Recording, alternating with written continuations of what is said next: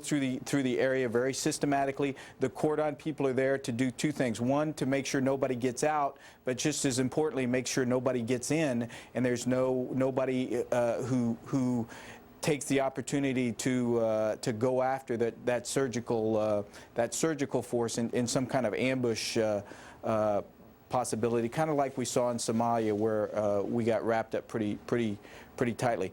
As I understand it, these guys went through the buildings with no results, and then as they continued their search, they start to look for these holes in the ground, or things that are unusual in the terrain. You know, dirt that's turned over the wrong way, and grass that's kind of out of place, that kind of thing. And that's when they found this hole. As the general said, Saddam had a weapon. Probably what happened is they just ripped the cover off this hole. There were a lot of guys staring down gun barrels at Saddam. At that point, he realized, you know, if I go for my pistol, I'm dead. And they probably went in there and jerked him out rather abruptly, and that's why he was disoriented when he came out. Put him on the ground, put flex cuffs on him, and then got him out of there as quickly as they could. Colonel Leeds, I want to talk with you about the interrogation. Last night, while he was in custody, along with some other Iraqi leaders, and according to Abdel Mahdi, he said he told Saddam, if you go to the streets now, you'll see the people celebrating. And Saddam's answer was, those are mobs.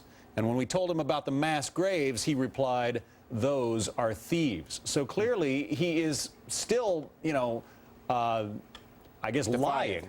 Yeah, denying the results of his own administration, if you want to call it that, of Iraq for those 3.5 decades. How are they going to treat him now? Do you treat him with deference as a, you know, a toppled tyrant, or do you treat him like a common criminal and try to squeeze information out of him? Well, I think you know, the first question I think everybody wants answered is where are the weapons of mass destruction, or where were the weapons of mass destruction? So my guess is our intelligence people, the U.S. intelligence people, are going to get him into a room and talk rather abruptly with him and very openly with him that you know, you have a couple of options here. Now you're negotiating over how well you're going to live out your life and how long the rest of your life is going to be. You know, if you help us, certain things will happen to you. If you don't help us, you know, we will turn you over to the Iraqis, and you know, you. About Saddam Hussein when he was taken into custody at around 8:30 local time Saturday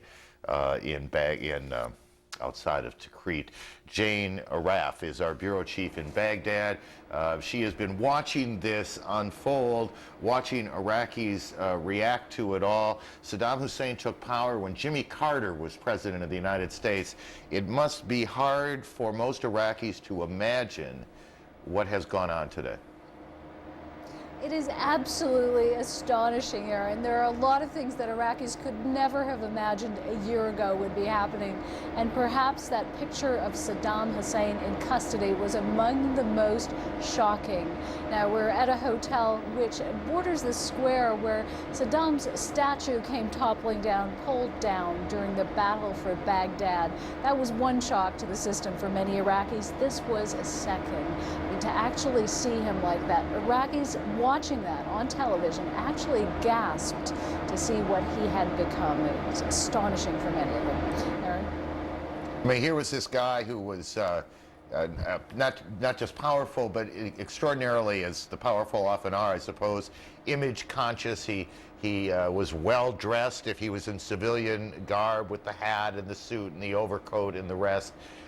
This man with this almost obsession with hygiene among those around him, found in a hole in the ground covered by styrofoam. It's just, it's hard for us to get our arms around. It's hard to imagine what it must be like for most Iraqis who lived with or lived in fear of that regime. It is someone who liked to pretend he was a god, almost, literally brought down to earth.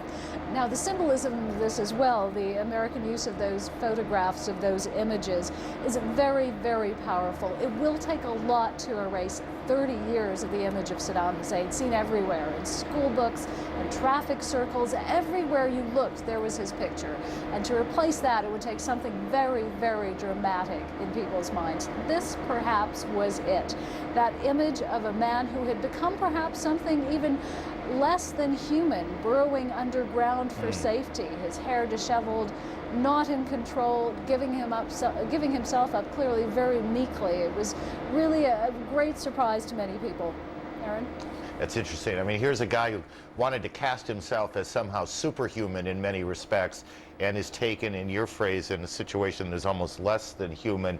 Who is left? Who are the big targets now that the biggest of all targets is gone? Well, there's the man who was his right-hand man all throughout those years when the Ba'ath Party was formed, is that Ibrahim Adouri, who comes essentially from the same region. Now, next to Saddam, he is the guy they have been focusing on, because he's believed to have been orchestrating many of the attacks in the north.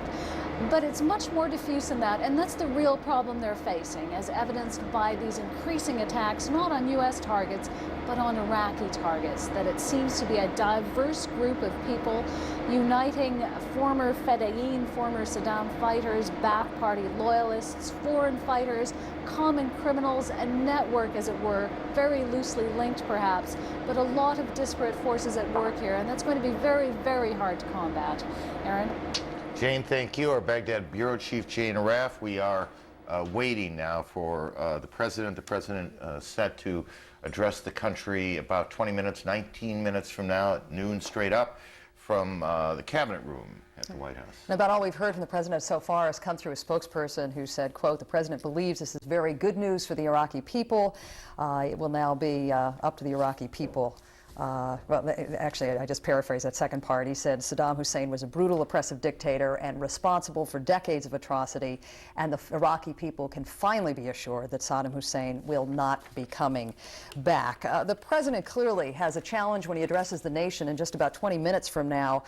He needs to talk about the triumph of the day while recognizing the continued risks to U.S. troops on duty in the region. Let's go to Dana Bash, who's standing by live at the White House right now to talk a little bit about his strategy. I understand sort of a no gloating dictate has gone out from the administration. What will we hear today?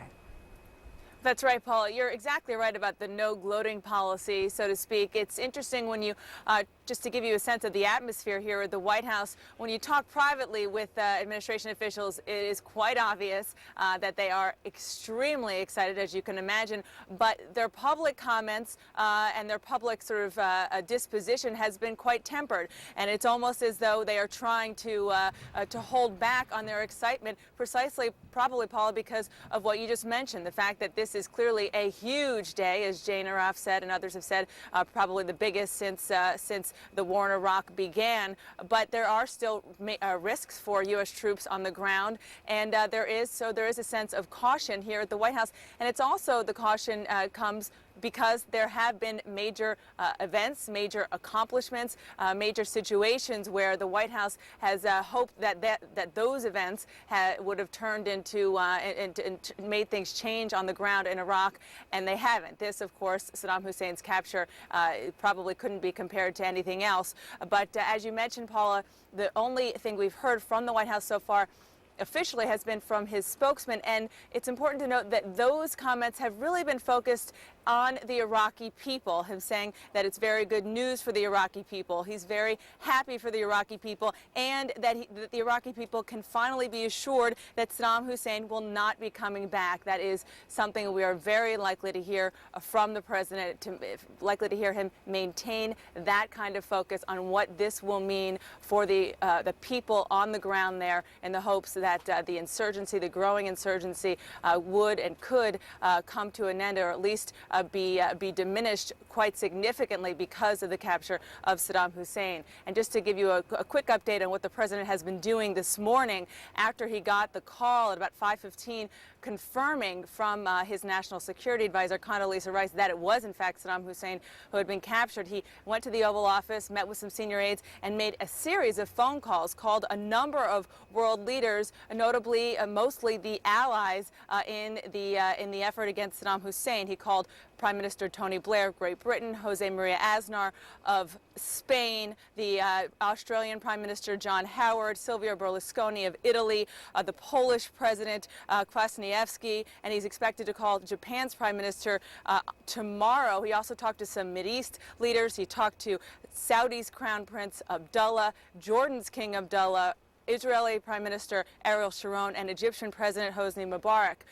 It's also interesting to point out and to sort of focus there on who the president has not called and has not been in contact with by phone, and those are some of the allies that James Baker, the former Secretary of State, some of the European leaders, I should say, who he is going to meet with, still is expected to tomorrow, that leaders of France, of Germany, of Russia, and others, those are the countries, of course, who did not go along with President Bush in this war and in the current situation in Iraq, but they are certainly hoping that those countries will forgive Iraq of its debt. And it is not lost on this White House what Senator Hagel and others have said, that they are hoping that this is a new beginning of sorts, and that they can really harness this in the days and weeks to come. Paula? Dana Bash, thanks for the update. Dana making it very clear to us how critical the tone is that the president must strike today, particularly at a time when James Baker is so close to dealing with these very important allies of France, Germany, and Russia, and talking about the rebuilding process. And there's a lot of speculation about what today's development, the capture of Saddam Hussein, might have on this process of how contracts are being doled out in Iraq. Those three countries right now cut out, at least in the first contracting stage of the process. It occurs to me it is always easier to have a no gloating policy when there's a lot of reason to gloat. Yeah. I mean, you don't, if you're the White House today, I don't want to put this in political terms at all, but you don't have to say to the American people in a gloating sort of way what happened, because the American people get it, what happened. Not only that, we will be reminded throughout the day with those humiliating pictures of Saddam Hussein having lice being examined for head lice, so having his mouth examined. It's just a different agenda for the president. It's a message to allies. It's a message to Iraqis. It's a message to the Arab world. You don't want to make you don't want to turn a good situation into a bad one by seeming to gloat, and in fact there's no reason to, because they got their ace of spades, and there's no question this morning that that's in fact what has happened. Me? It's all yours, Aaron. I always hate when that happens. Where are we going? We could talk amongst ourselves. I still think okay. that, I've got it. Senator John McCain is with us in Phoenix. I knew we were getting him ready, but I didn't know we had him. It's good to see you, sir. How'd you hear the news? My administrative assistant, Mark Salter, woke me up this morning, and it was obviously great news, and on a rare occasion, I enjoyed being awakened. Just quickly, we'll get to the next question. The president has put off his speech till 12:15, so we're about a half hour, a little less than that from now. Look, I mean, we're all, I suppose, a bit in the speculation business on all of this. Do you have any sort of gut feeling about how the capture of Saddam Hussein today will affect near-term the safety of Americans on the ground, and in the long run, change in any way, shape, or form the work that needs to be done there? In the short term, I don't think you're going to see a huge reduction in the attacks, but in the long run, I don't think there's any doubt about this. This is a huge psychological impact on average Iraqis.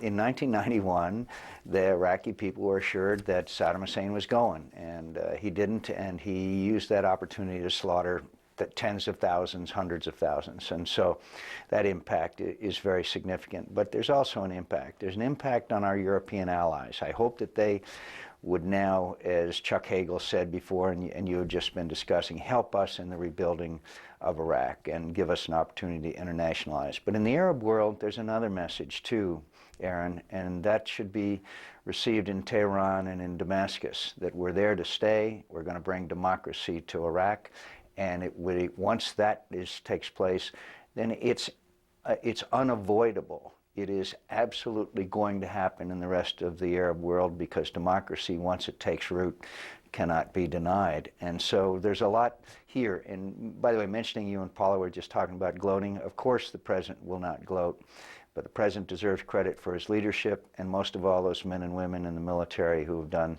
such a magnificent job. And by the way, I hope they divvy up that money amongst those military folks. I don't think that's going to happen. But you'd like to know, wouldn't you, who that private or that sergeant or that lieutenant, whoever it was, who pulled back the styrofoam and found that tunnel.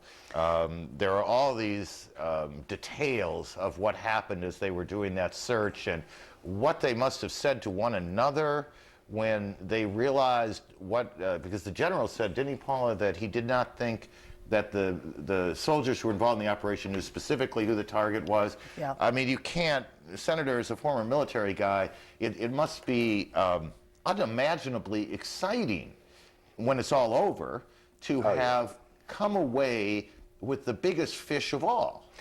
And they'll all take credit for it. That's the wonderful thing about these men and women, is that they're a band of brothers and sisters, and morale is sky high in Tikrit and in Basra and Mosul and every place where these young men and women are serving, and it will give an uplift to our military all over the world. But it also, I think, shows again that we will do whatever it takes in order to bring about freedom and democracy for the Iraqi people, and that message was authenticated with his capture today. But look, the president's also going to say today, very appropriately, it's a long, hard struggle ahead. There will be more casualties. There will be more sacrifice. There'll be more expenditure of American tax dollars. But for just a moment, the rest of us that are not President of the United States can take a moment of pride and satisfaction and even a little celebration. Senator, thank you as always. Senator John McCain, who's in Phoenix. Again, I just wish I knew. You know, wish there are a million things I wish I knew. When the news hit the Al-Qaeda compound, wherever it is, somewhere on the Afghan-Pakistani border where Osama bin Laden is hiding, that must not have been a great message to deliver to the head of Al-Qaeda, because among other things it says you can be got. You can. It can happen. Paul Bremer's words exactly. First thing we heard this morning. We got him. By now you've probably heard some of the details about the drama of the capture of Saddam Hussein today. I want to introduce you all to Torrey Clark, who was a spokesperson for the Defense Secretary just a short time ago and is now an analyst with us. Hi, Torrey. I guess if there's one phrase I've heard today that mirrors the triumph of the moment, it came from Major General Odierno, who just said, and I might say for those who didn't hear the tone of it, it was really dripping in sarcasm. He said, quote, Saddam Hussein found in a hole in the ground across the river from a fancy palace paid for by money he stole from the Iraqi people. Yeah, he's absolutely right. The irony of it is something, and you can see the New York Post headline tomorrow, caught like a rat and with other rats. One of the things our forces have learned so much about since they've been over there is just the atrocities this fella and his regime carried out against their own people for so many years. So the personal satisfaction has got to be just sky high. But I was struck by something Senator McCain said, and talking about the impacts of this, and I think it's very important that we watch the impact in the Arab world. Clearly a good day and a good step forward for Iraq, but the impact in the broader region is going to be very important. Now, over the years, I'd traveled more than a handful of times to countries in that region with Secretary Rumsfeld, and the Arab leaders would say very consistently, Saddam Hussein should go. He's a detriment to the region. He's terrible for the region. He's a threat to the world. He should go. And if you're going to go ahead with this war, make sure you get him. Now, so clearly there's going to be a positive, broader impact in the region. What I'll be looking for and would be highly encouraged to see is if some of those Arab leaders will come forward and say, this has been a good day for the region and a good day for the world. Well, it's interesting you should mention that, Tori, because I was just handed a piece of information about what's happening in Egypt right now. The security is being stepped up at the U.S. Embassy there, not because of any specific threat, but, quote, as a result of prudent measures being taken upon this latest development. Oh, I think You're that's not surprised by that at all, are you? Not at all. I think that's exactly what you do. I mean, just step back and think about the era in which we're in which attacks can come from any place, and they can occur for different reasons. So, you know, the old line is prepare for the worst and hope for the best. But I think it's absolutely an appropriate step to take. I'd just be very interested to see what the long-term reaction is in the broader Arab world. Let's talk a little bit about what you think the debate will be in the weeks to come about troop strength in the region. We have heard some very high-profile senators ask for more boots on the ground. Where do you see that debate going now in light of this capture? Oh, I don't think it's a debate at all. I think what it comes down to is what does General Sanchez say he needs, what does General Odierno say they need, and they have said they've got the right number of forces. They want to and are clearly using them in different ways. But I think there's no debate. It is up to them. They're on the ground. They know what the task is. They know what the mission is. They have the best sense of what they need. Clearly, the way forward, having more and more Iraqis take over security roles and positions in that country would make a big difference. And so you hope, again, you hope that capturing Saddam will reduce some of the fear that people have, will reduce the attacks on the very Iraqis who are trying to move that country forward, so more Iraqis will step into those security positions. Just need a brief final thought. Anything else you might have learned about this raid? Aaron and I have been fascinated by the fact that Major General Odierno said that some of these folks involved in, maybe not in the special task force, but among the 600 soldiers involved in the raid might not even have known exactly what they were up to yesterday. Oh, I think that's entirely possible, but they are so professional and they're so disciplined that without knowing who it might have been, they know the importance of every single task. And I do think you'll get more details going forward. But right now is the maximum time to get the maximum amount of information out of him. Who knows who those other two people were that were there? Security guards of some sort were heard. Hopefully you'll get some information from them. So I think as the hours and days unfold, Aaron will get more of his details. Thanks so much, Tori. Thank you. I guess I'm getting a reputation for being obsessive about details. Here's one for you. One of our guests in Baghdad has reported to us that a baby born in Baghdad about 3 hours ago has been given the name Bremer, as in Paul Bremer, the head of the coalition there. David Ensor, who covers national security matters for us, has been trying to piece together what happened. How it happened, where the intelligence, when the intelligence, who the intelligence, all that stuff. David joins us this morning. David, what have you been able to learn? Well, Aaron, quite a bit. One of the most interesting things, you were talking about this man who defied capture and on defiant tapes called on his cohorts to attack, even encouraging suicide attacks against U.S. forces. And not only did he give himself up without a shot, but U.S. officials say he is being interrogated. He is admitting who he is answering questions, he is cooperating. He is now a useful prisoner for the coalition in Iraq. He himself is providing information at this point that is useful to the coalition forces in their effort to dismantle what's left of his apparatus and get Iraq on a new footing. So that is just a very striking moment in history, that this man is now an American prisoner. He is cooperating with authorities. How did they find him? Well, officials say that over about 3 or 4 weeks ago, they started to take in some people in what they call the outer circle. This would be former bodyguards, family members, tribal associates who knew something about the effort to keep him hidden. And then in the last few days, we're told, they managed to take in a few people who really knew something about the effort to hide Saddam specifically, and finally one person who told them where these 2 sites were that he might be. So it was a gradual moving in on the target process using human intelligence. Now, there have been reports elsewhere that a taxi was found and that there might have been something put in the taxi to find him. I'm told that is not correct. There was a taxi at the site, a yellow or orange and white taxi.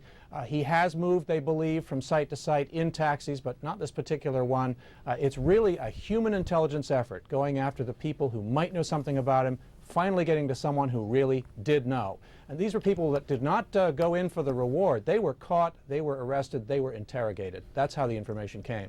David, just I want to go back to something on this question of cooperation, how cooperative.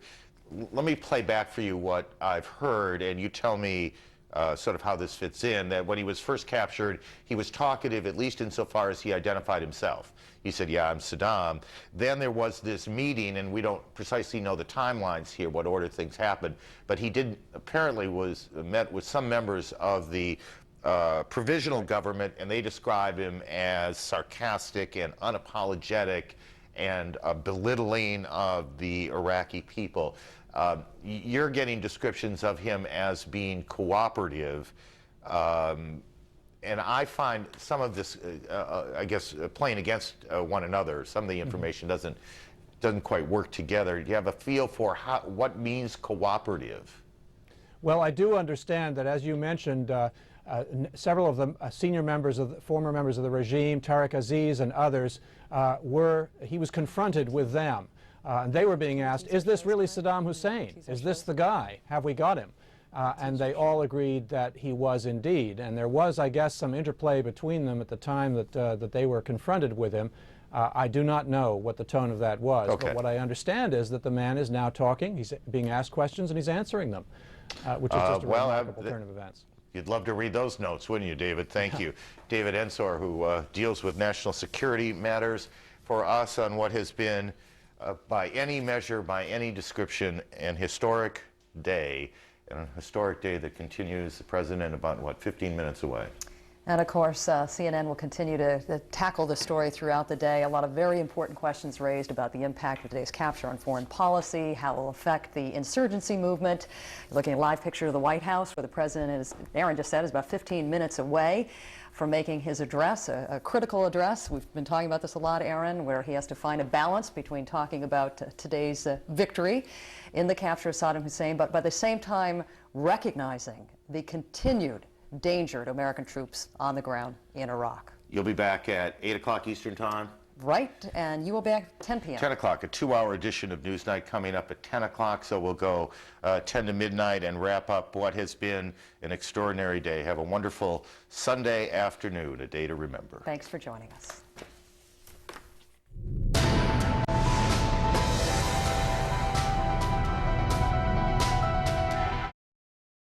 Was not coming back.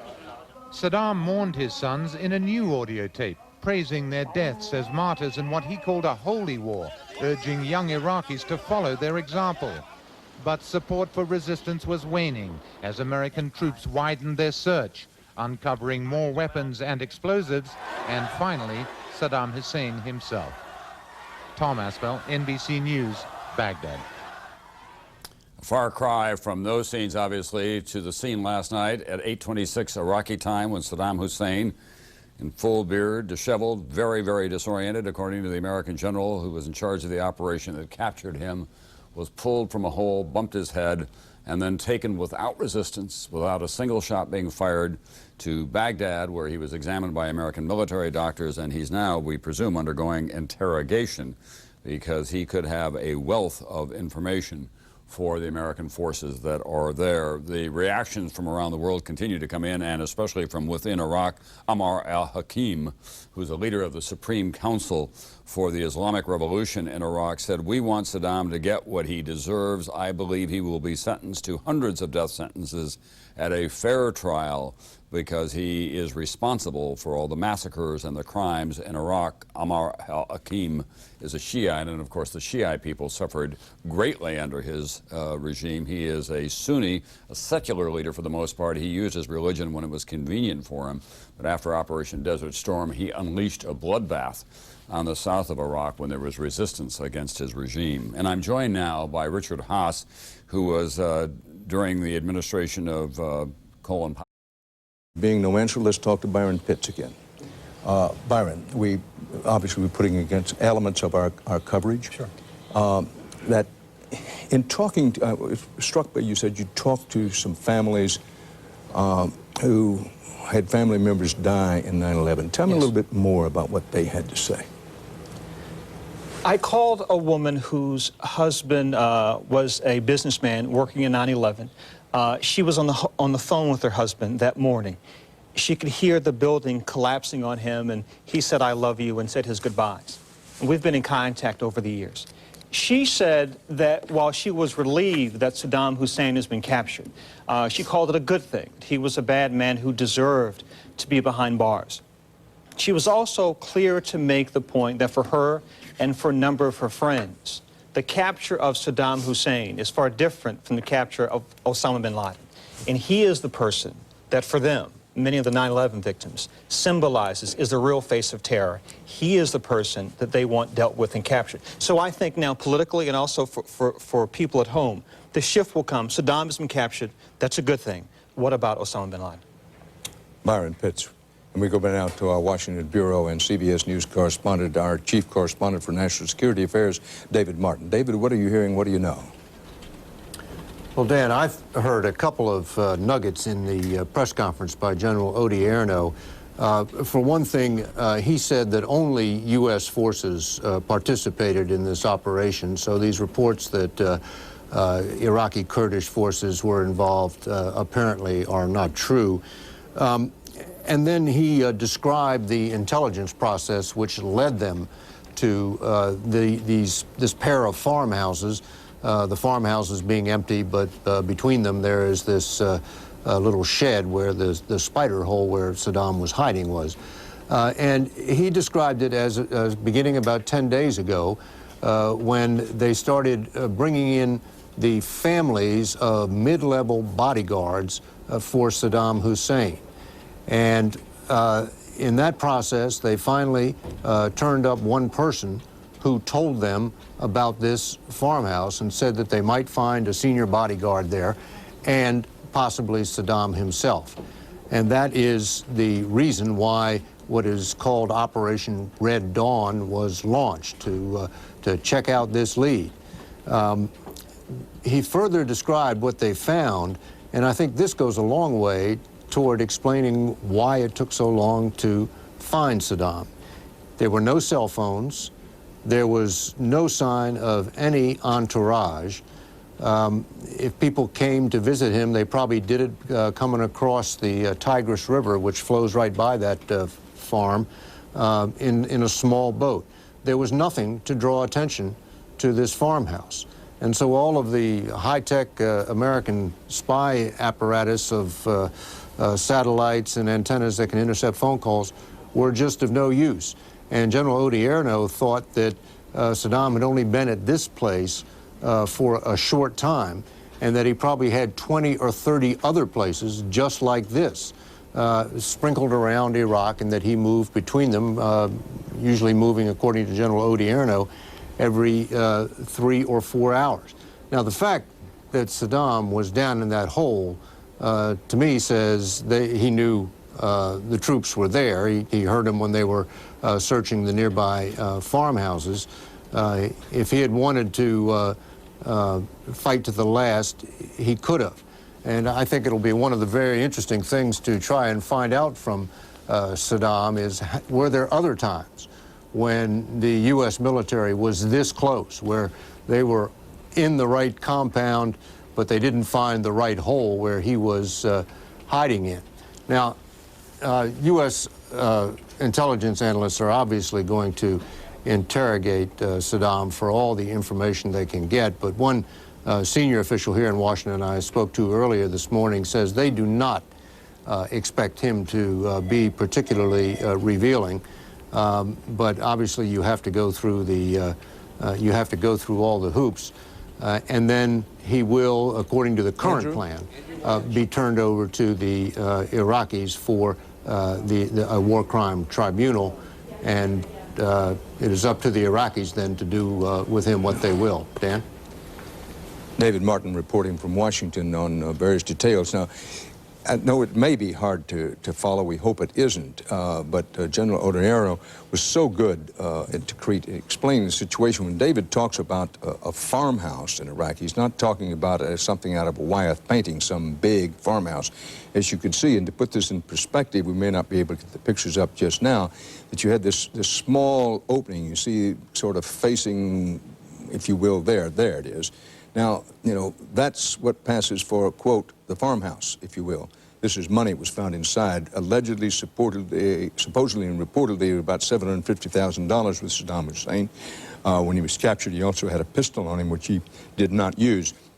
But this is sort of the outside of the farmhouse area. And inside there, this is not a very large place in itself, but inside there was, on the floor, was the hole, the kind of rat hole or spider hole, just barely big enough for a man, particularly someone over 6 feet tall, as Saddam Hussein was, to get through down into the hole, which is actually inside this hole, as I understand it, but down inside that hole, and just space for one person. And this is the actual opening that he went through.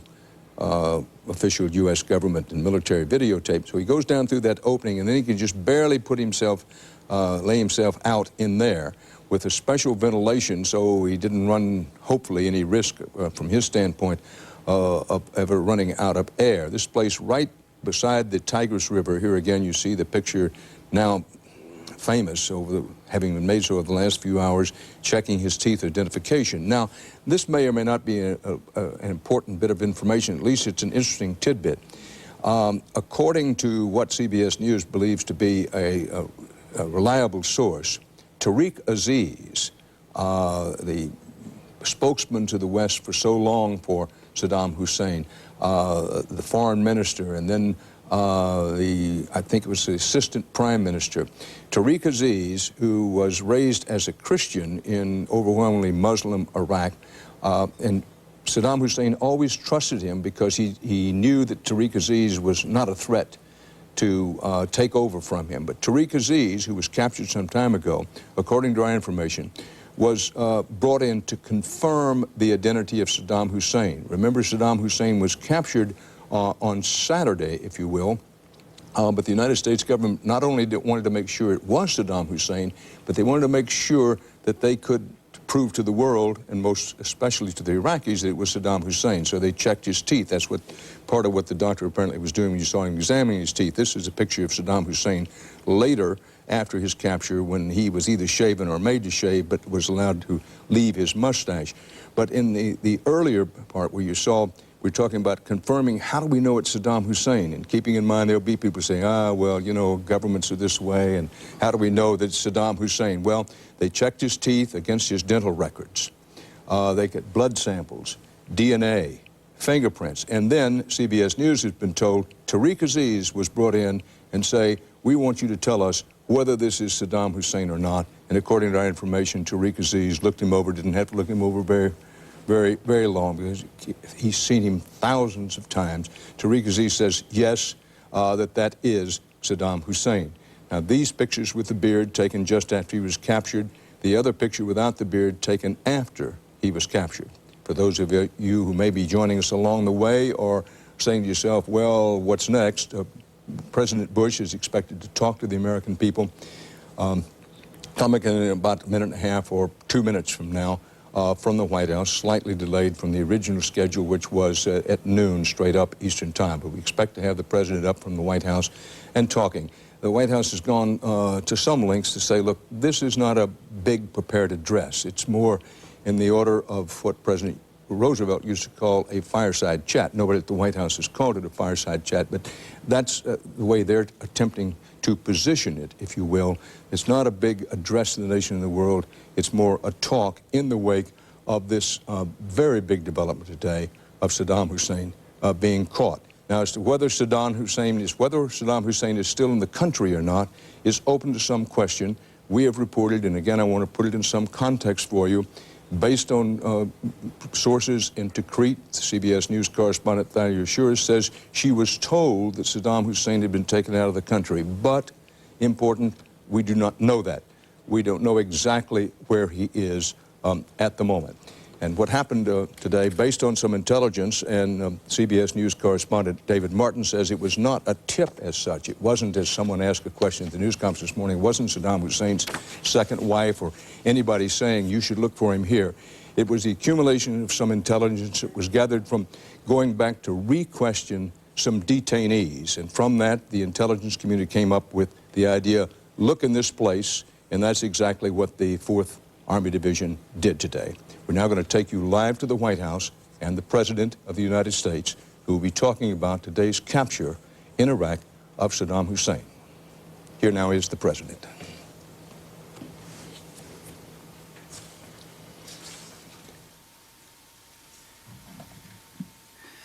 Good afternoon. Yesterday, December the 13th, at around 8:30 p.m. Baghdad time, United States military forces captured Saddam Hussein alive. He was found near a farmhouse outside the city of Tikrit in a swift raid conducted without casualties. And now the former dictator of Iraq will face the justice he denied to millions. The capture of this man was crucial to the rise of a free Iraq. It marks the end of the road for him and for all who bullied and killed in his name. For the Ba'athist holdouts largely responsible for the current violence, there will be no return to the corrupt power and privilege they once held. For the vast majority of Iraqi citizens who wish to live as free men and women, this event brings further assurance that the torture chambers and the secret police are gone forever. And this afternoon, I have a message for the Iraqi people. You will not have to fear the rule of Saddam Hussein ever again. All Iraqis who take the side of freedom have taken the winning side. The goals of our coalition are the same as your goals: sovereignty for your country, dignity for your great culture, and for every Iraqi citizen, the opportunity for a better life. In the history of Iraq, a dark and painful era is over. A hopeful day has arrived. All Iraqis can now come together and reject violence and build a new Iraq. The success of yesterday's mission is a tribute to our men and women now serving in Iraq. The operation was based on the superb work of intelligence analysts who found the dictator's footprints in a vast country. The operation was carried out with skill and precision by a brave fighting force. Our servicemen and women and our coalition allies have faced many dangers in the hunt for members of the fallen regime and in their effort to bring hope and freedom to the Iraqi people.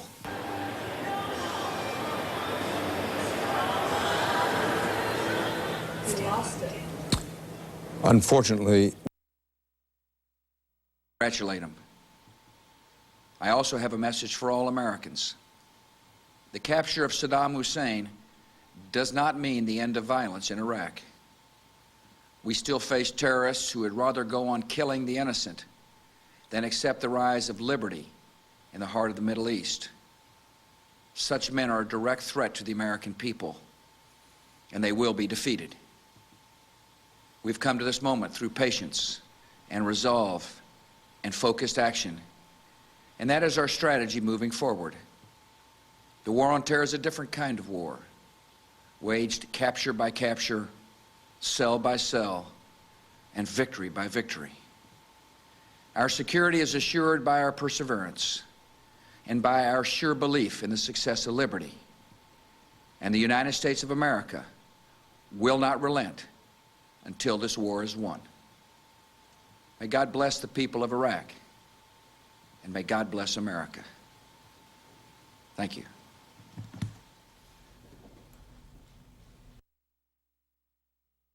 America and the world, from the White House Cabinet Room, we do apologize for the technical difficulty that we had. Recapping the developments of this remarkable morning, Saddam Hussein is a U.S. prisoner. He was captured last night in a so-called spider hole near Saddam's hometown of Tikrit. Saddam was heavily bearded. He had a pistol. He didn't use it. Upon his capture, he was examined almost immediately, and by doctors he was heavily bearded. He looked haggard, but in the most recently released military photograph of how he appears now, Saddam Hussein is seen as cleanly shaven, though still with his trademark familiar signature mustache. For U.S. military forces and for Saddam's Iraqi enemies, this is a moment of triumph and rejoicing. The long-term implications for Iraq, for the Middle East, for the overarching war against terror, for the United States political dynamic, all of this still to be revealed. This has been CBS News, continuing live coverage of the capture of Saddam Hussein. Dan Rather in New York. Right now we're turning things over to our friends at CBS Sports for NFL Today. But we'll be back with updates throughout the afternoon, and of course we'll have complete coverage on tonight's CBS Evening News as well as on 60 Minutes tonight. For now, Dan Rather and the CBS News team in New York. We'll see you later. Experience CBS News. Saddam ever come back to power. The second point in this speech, I think, which was very clear and very important, was the fact that he told the American people, he said, this does not mean that there is an end to violence in the country of Iraq. He was warning them that there still are people there who are potentially going to target U.S. military and foreigners, and that it was an accomplishment, one to be proud of, but be careful, there still is a lot of work ahead. Henry Champ, he said that Saddam Hussein will now face justice. He very specifically didn't specify what kind of justice. He also, as you told us earlier, canceled a session, an open session with reporters. Why do you think that is, Henry Champ, and can you give us some insight into that? Well, I think you're raising this issue of what form of justice the former president of Iraq is going to face is clearly one of the problems that his handlers did not want the president to have to face from reporters, who clearly were going to make that one of the key issues. I think there is this concern about the Iraqi tribunal, which was only set up a few days ago. It has at its head leading Iraqi judges, but keep in mind for 30 years they have not been free and able to make the kinds of judgments that you would expect from the judiciary. And I think the White House wants to make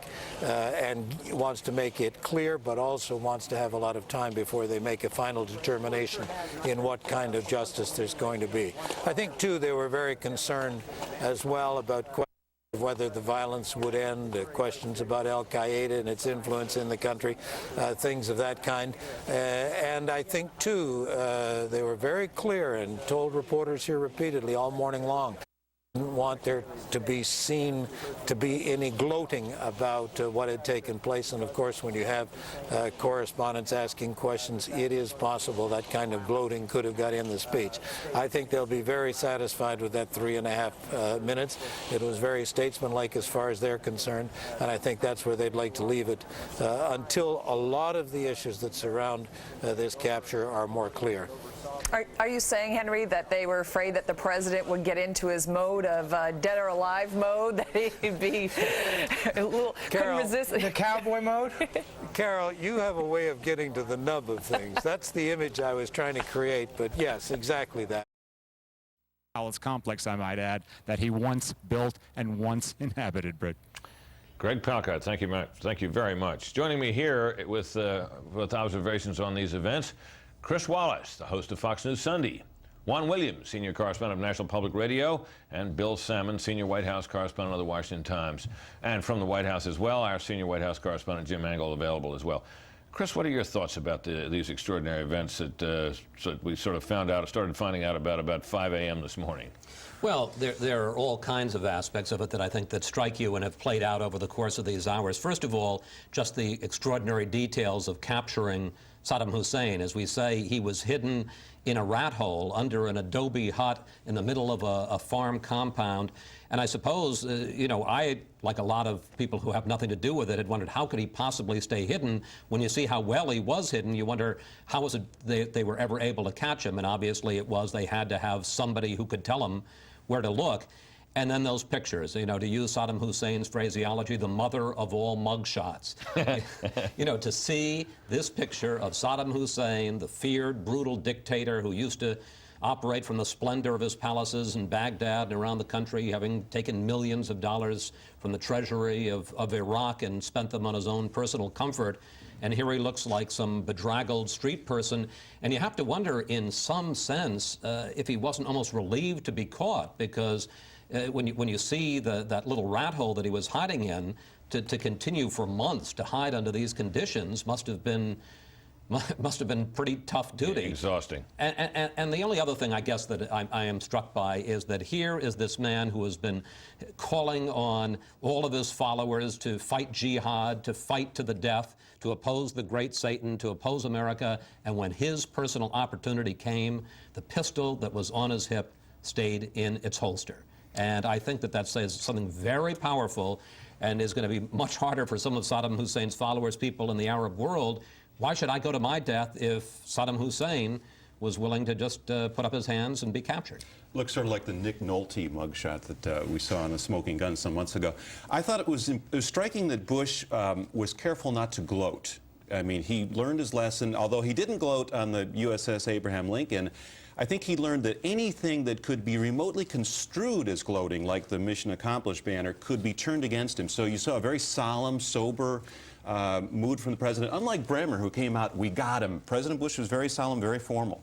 Well, I think, you know, it's not a time for gloating, as Bill says, but you got to be excited about this. I mean, literally, the ace of spades in that deck, that famous deck of cards, has been captured. Yeah, I think the ace in the hole. Ace in the hole now. That's exactly right. And there are about 13 left, but nobody of that stature. This is the key in terms of intelligence. I think this is really going to open a door in terms of not only following the dollars, where the dollars are hidden, but also getting information about the cooperation that Iraq was receiving from other countries. This is really going to be a tremendous bounty for American forces. In terms of the president's speech, he had three key messages. First message clearly is that the justice that Saddam Hussein denied to others is going to be provided by the American forces. What a signal that is to the world, that we don't go out and string people up. We don't torture people. You can see that they're offering medical treatment. They're picking lice out of his head or whatever. They're getting DNA in a way, treating him with some respect. I think it's quite a signal. The second thing is he said to the Iraqi people, you're going to have sovereignty, you're going to have dignity, you're going to have the opportunity for a better life. A strong, positive message for the Iraqi people. And he also thanked the armed forces, and I'm glad he did it, because what a performance by our armed forces. Tremendous, tremendous performance under months of pressure. And finally, he said to the American people that really this is part of the war on terror, and made a connection I think others will argue about politically, but said this is part of security for the United States. And in that sense, I think he said, you know, we have got this job done, and we're going to keep up, we're going to be resolved. Speaking of the war on terror, there had been, as you all know, some question about whether this would lead to a let up in the attacks and the resistance, and there has just now been explosions heard in Baghdad, and we can go now to correspondent David Piper, who is there in Baghdad. What is the latest there? Hi, yes, we've just heard a very loud explosion about half a mile from our outside broadcast site. The picture that you can actually see now in our live position is the flames from the explosion. Basically, the blast happened moments after President Bush finished his speech, and I looked out the window and I could actually see flames and a huge pale of smoke rising. Now, this is downtown Baghdad. We don't know exactly where it is at the moment, but where is it in relation? The timing of this blast does seem a bit ominous. David, is it anywhere in relation to that so-called green zone, the security perimeter around the presidential palaces that are used by the Coalition Provisional Authority? No, it doesn't seem to be that position. That's actually over the other side of the building, across the Tigris River. But there are a number of establishments around in the middle of the city, but it's not clear at the moment where exactly that is. But and I suppose not clear what it was either, right? Very large explosion. I suppose it's not clear what it was. The tribunal, which is now handling Milosevic, is a better tribunal. I think to the extent that the situation in Iraq can be internationalized, it is a very, very positive thing. One of the consequences that we're looking for here, Wolf, is to bring other countries with us. And where we don't lose anything by internationalizing it, but can bring other countries with it, I think it's positive. And we already have the precedent of the War Crimes Tribunal for what it has done. But let me come to the second point. Senator, hold on 1 second, Senator. I want to remind our viewers what they're seeing right now on the screen. This is downtown Baghdad, near the Palestine Hotel. A huge explosion was heard only a few minutes ago. We saw smoke that was coming up from the area. Let's interrupt this conversation. Jane Araf, our Baghdad bureau chief, is joining us now. Jane, what can you tell us about this explosion? Wolf, we heard it first and then saw the smoke and fire. Now, it was quite a large explosion that was felt as well as heard here, just as you mentioned, a very short while ago, just a few minutes ago. And it seems to be coming southeast of this hotel, the Palestine Hotel, down a major street which leads to a square. This is a Baghdad landmark. It has a statue from Ali Baba and the 40 Thieves, and it is a turning point where you would go to one of the main neighborhoods and where a lot of cars would pass through and would be quite busy at night. That appears to be where it's gone off. Again, an indication that even though Saddam is captured, this may not be over yet. Wolf? Jane, the Reuters news agency quoting eyewitnesses as saying this was a car bomb in Baghdad, a car bomb. Unfortunately, something that's becoming very familiar to all of you who live in and around Baghdad. We haven't independently confirmed that it was a car bomb, but it certainly does, based on these pictures, the explosion, the smoke, the sound, the fire, it does sound like it could be a car bomb. It would be very easy to set off a car bomb, unfortunately, and that has been one of the strategies that we've been seeing as these attacks shift and the people behind them, the groups behind them, become perhaps more sophisticated and more targeted. We had been seeing quite a lot of homemade bombs. The U.S. military seems to have gotten better at cracking down on those, but it's very hard to crack down on car bombs, particularly suicide bombs. In fact, of all the suicide bombs we've had, and there was one today we can't forget, before all of this euphoria, if you will, over Saddam, the day started off with a tragic twist, with a car bomb outside a police station outside of Baghdad that killed about 20 people. And it is almost impossible to guard against suicide bombs, people who are willing to die to attack either Iraqis or Americans. Wolf? Jane, the Reuters news agency saying that, quoting eyewitnesses, is saying this was a car bomb. They also say it was right near where the Reuters office in Baghdad is located. I assume you know where the Reuters office is, and if the pictures that we're seeing would correspond to where that Reuters office in Baghdad is. Wolf, I'm not able to see those pictures at the moment, but I can tell you about that street where Reuters does have its office. It's a street that has the French embassy on one side, Reuters and some other news organizations, and that street itself is very heavily secured. It's become a little mini green zone, if you will, with barricades and security guards, the same way that this compound has that secures these two hotels.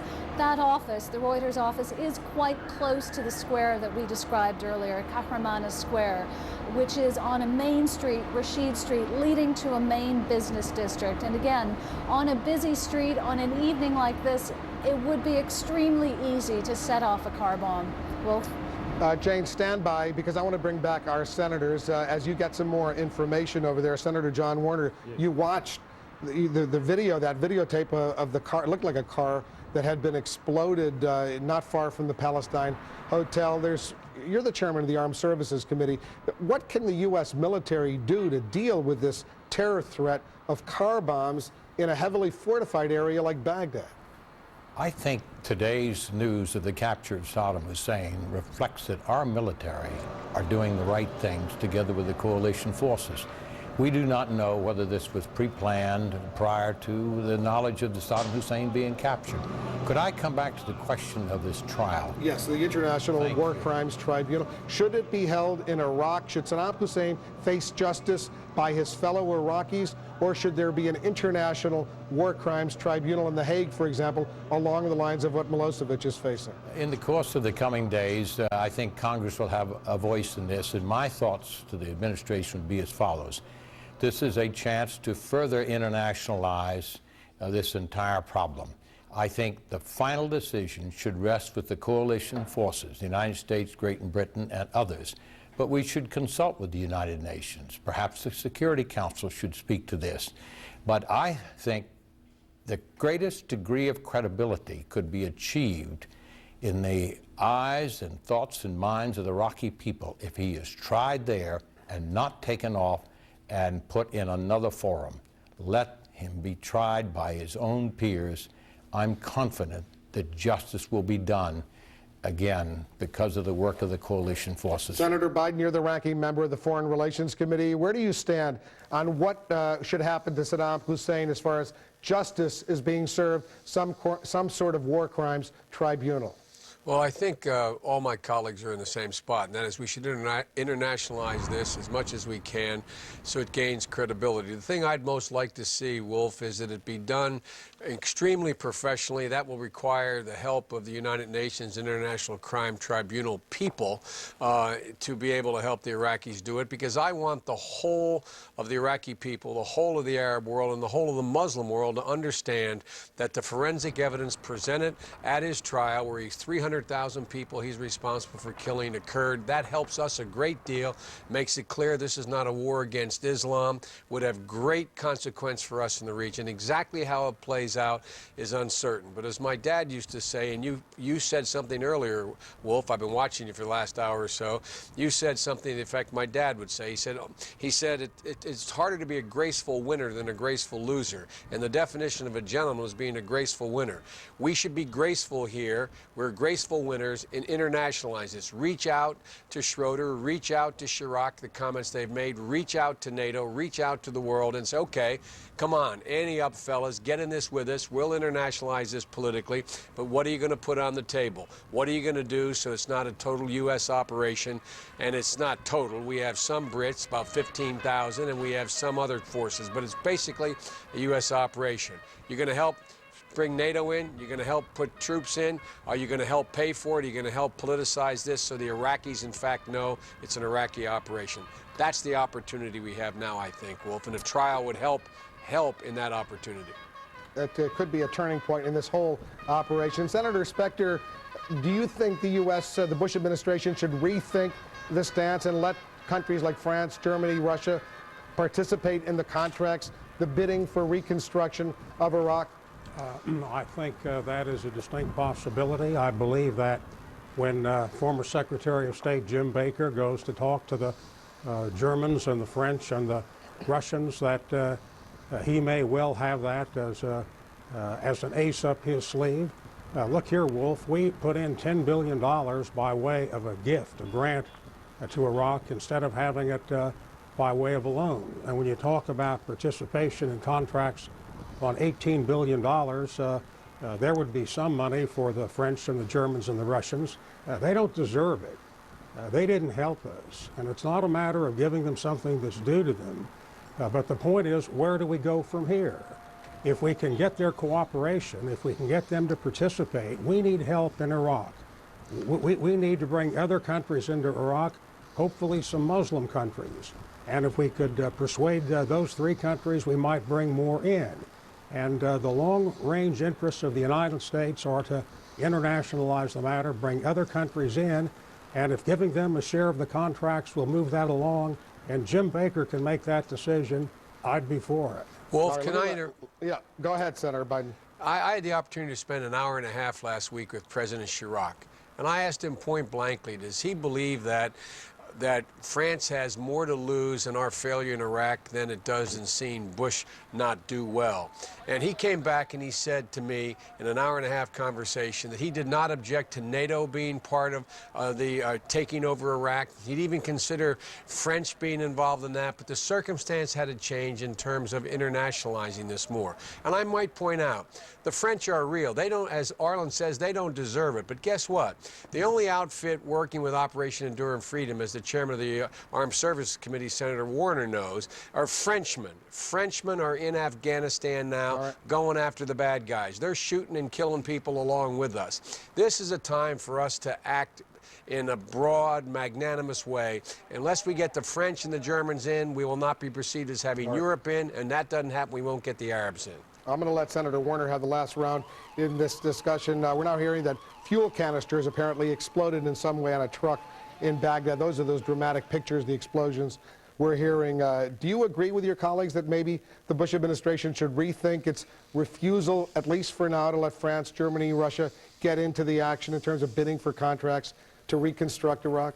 Wolf, in my judgment, with the capture of Saddam Hussein and with the professionalism of the troops under President Bush, his stature will grow considerably and his voice much stronger as he resolves whatever it's contracting or whatever it is. The main focus should be on moving ahead with the various forms of government in Iraq. Just a moment, but we did talk about the fact that there was an explosion heard earlier in Baghdad, and I've just been handed another Reuters bulletin which says the Baghdad explosion was caused by fuel canisters on a truck, not explosives. So at least for the moment, we don't think that this was some kind of a terrorist bomb or a bomb in opposition to the United States forces that was exploded in Baghdad, but we don't know the full story yet. Let me go to Terry Moran on this point I was discussing with George Stephanopoulos. Well, Charlie, a couple of points. The administration, this president, this administration will send basically the same message to Democratic and domestic opponents of the war in Iraq and international opponents of the war in Iraq, and it is now this, and we've heard him make it before. Opposition to the war means that you would have left Saddam Hussein in power. One of the great tyrants and vicious dictators of the past half century would, under your policy, the administration will say, still be in power. And that is going to be a very aggressively made argument by this president. One other thing on the war crimes, I know we're calling our coverage today the end of Saddam for good reason. It is certainly the end of any threat he poses to his own people or the country. But he'll be back in his war crimes trials, and we can expect him to mount a defense putting the United States on trial, putting Israel on trial, trying to rally the Arab peoples to his cause. He has always fancied himself a big man in the Arab world, and he will use his trials to try to do that. He may well try to defend himself, as Slobodan Milosevic is doing right now in The Hague. Milosevic, of course, is a formally trained lawyer and knows his way around a courtroom. Saddam Hussein's education, I think, was primarily as a gangster, and so he may have more trouble in that regard, but he'll be back. Well, it will be an interesting forum for him once that trial begins. You talked about the end of the road. That was an expression that the president used in his speech. This is the end of the road for Saddam Hussein. The president said it certainly has been a curious road that Saddam Hussein has traveled. He was once, everyone must remember, a trusted ally of the United States. And then he transitioned into a hated dictator whose people felt the full force and might of the U.S. military in moving against him, not once, but twice. And so ABC's Bob Woodruff has put together a report on Saddam Hussein's rise to power, the reign of terror that he held over his country, and the turbulent relationship that he had with the people of his own nation. In Iraq, the regime of Saddam Hussein is no more. President Bush announced what the world already knew. The regime of Saddam Hussein had been toppled, and a leader 3 U.S. presidents had to contend with had disappeared from the world stage. So how did the now former Iraqi leader go from friend of the United States to the country's biggest enemy? For more than 20 years, Saddam Hussein was nothing if not unpredictable. Saddam Hussein came from Tikrit, north of Baghdad. By his early 20s, he was immersed in revolutionary politics. At 22, he plotted against Iraq's then ruler. The assassination attempt failed, and in a story that is now legend in Iraq, Saddam fled to Egypt. When he returned, it was to rule. By 1979, he was president, prime minister, and commander-in-chief. 1 year later, he declared war against fundamentalist Iran. And here lies the roots of the turbulent relationship between the U.S. and Saddam Hussein. Long before 9/11, the rise of Islamic fundamentalism struck fear in the hearts of U.S. officials. So in 1980, after Iraq attacked Iran, the Reagan White House made a critical calculation. In public, the U.S. was neutral on the Iran-Iraq war. but secretly, the U.S. would tilt in favor of Iraq. In 1982, Iraq was removed from the State Department's terrorism list. 2 years later, formal diplomatic relationships were restored. We provided a great deal of intelligence to Iraq, intelligence which was critical to helping them win certain battles against the Iranians. In addition, the U.S. eased up on its own technology export restrictions to Iraq, which allowed the Iraqis to get certain technology which helped them build things like longer-range missiles and chemical weapons. The Commerce Department allowed Iraq to import supercomputers, machine tools, and even strains of anthrax, all of which helped Saddam build up his deadly arsenal. We sent Saddam Hussein biological strains which could have been used to make biological weapons, but it was part of our overall policy of supplying him with a lot of very alarming things that weren't necessary to build up his conventional weapon capability, but which allowed him to build up his weapons of mass destruction capability. And when Iraq used chemical weapons against Iranian troops, killing thousands of them, the Americans were fully aware of it. Our military understood they were using them in the Iran-Iraq war against Iran. It was a long war of attrition that cost Iraq hundreds of thousands of lives and ended in a draw. Even after the Iran-Iraq war, Hussein continued using chemical weapons, this time against his own people, the Kurds in the north, to quell political uprisings.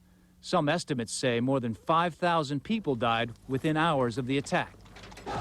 By the end of the 1980s, Saddam had built the fourth largest army in the world, and in 1990, those forces invaded Kuwait. The first President, George Bush, assembled the greatest coalition of forces ever against a single enemy. Iraq cannot be allowed to benefit from its invasion of Kuwait. On the night of January 16, 1991, coalition planes and American cruise missiles were launched against Iraq. For more than a month, coalition planes pounded Iraqi targets.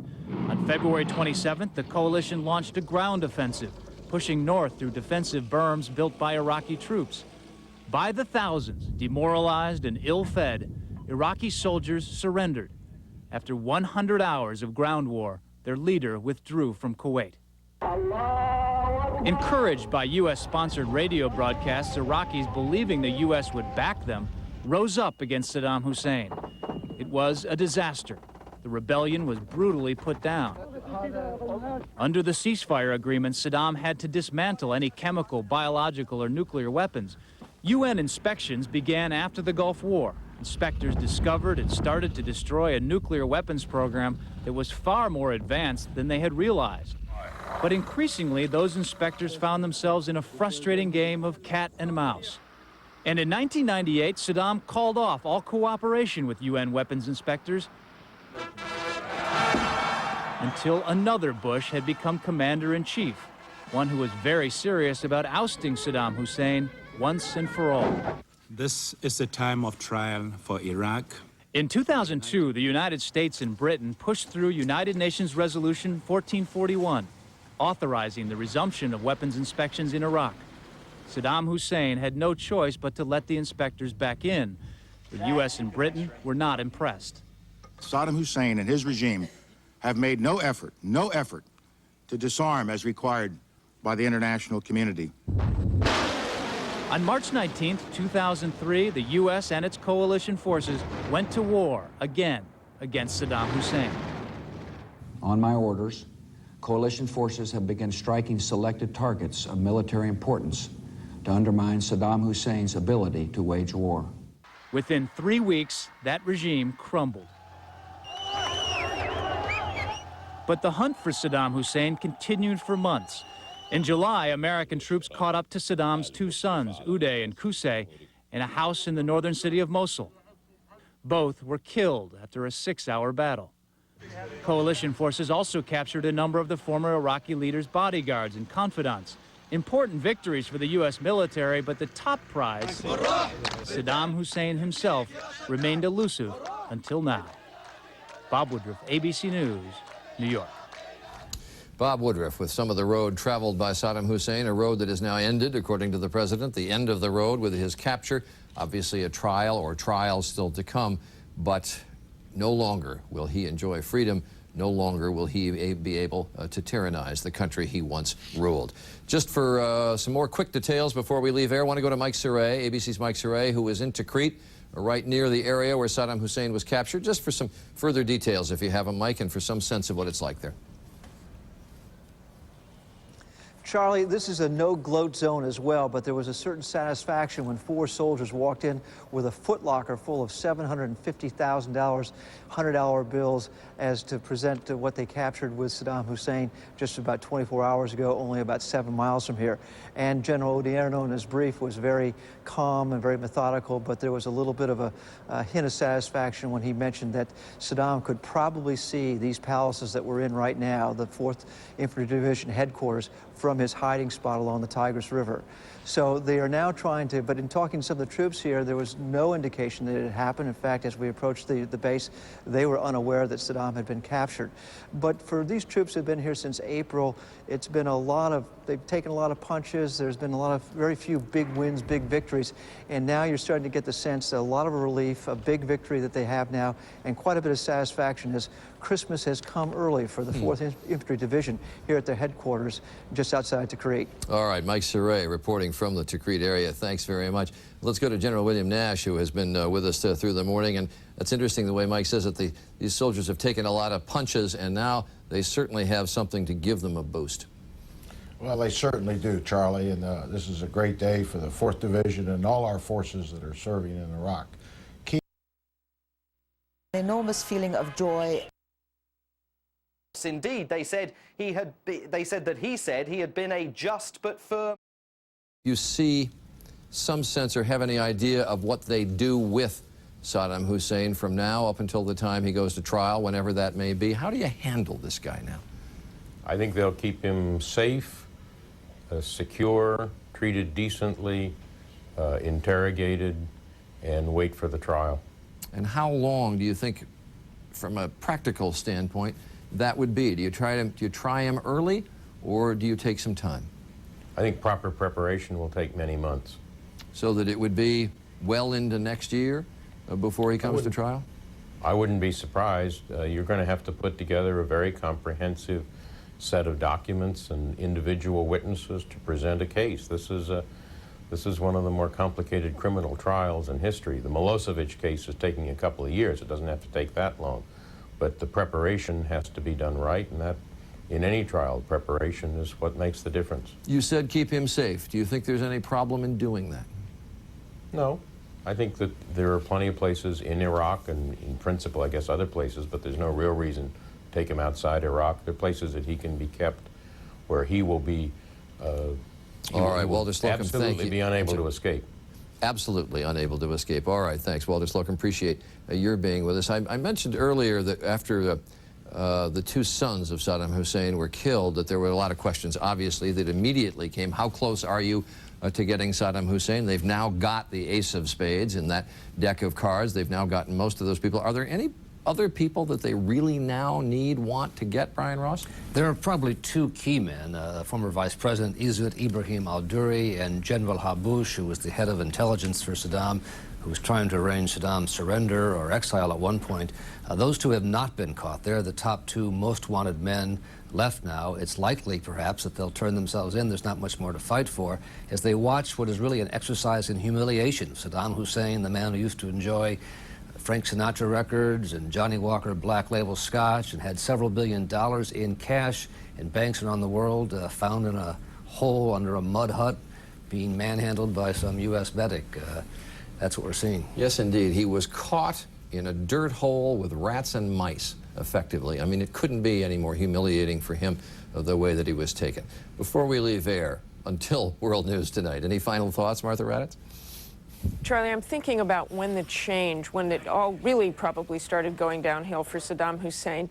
About a month and a half ago, when the insurgents started shooting down U.S. helicopters, and there was a large loss of life, the United States decided to get much more aggressive. You saw this in raids, you saw this in bombing, you saw some F-16s used and hadn't been used in a long, long time. And these raids are the raids that General Odierno said really paid off. They would get mid-level people, and those mid-level people would lead them to someone else. This change in tactics, I think, is what eventually brought Saddam Hussein down, because they were getting more and more information. They were getting better intelligence. General Odierno said last week that the intelligence was paying off. 90% of the people who were walking in to tell on people, essentially, 90% of those tips were accurate. All right, thanks, Martha Raddatz. You've been so helpful all through the day. And Terry Moran, some final thoughts from the White House before we leave here. Well, Charlie, before the war, President Bush's main justification for taking the country and the coalition to war was the concern over the threat from what was believed to be Saddam Hussein's large stockpiles of weapons of mass destruction. Obviously, they have not been found, and it is possible that now that Saddam Hussein has been captured, investigators will get to the bottom of that. But since the end of major combat operations, the justification has shifted to the human rights justification, to pay back, if you will, for the decades of tyranny and torture that Saddam Hussein imposed on his people. And this day has a big part of that justification. And finally, through it all, there has been underlying the president's choices the strategic goal of removing this man from power in order to reform the Middle East. And this day is big in that, too. All right, thanks very much, Terry Moran. One more time, the words from Paul Bremer in making the announcement. Ladies and gentlemen, we got him. And that said it all. There will be a full report on world news tonight. We'll have special reports as they warrant. You can check with abcnews.com and ABC Radio, and a special at 8 Eastern on the capture of Saddam Hussein. I'm Charles Gibson. Thanks for being with us. Good day.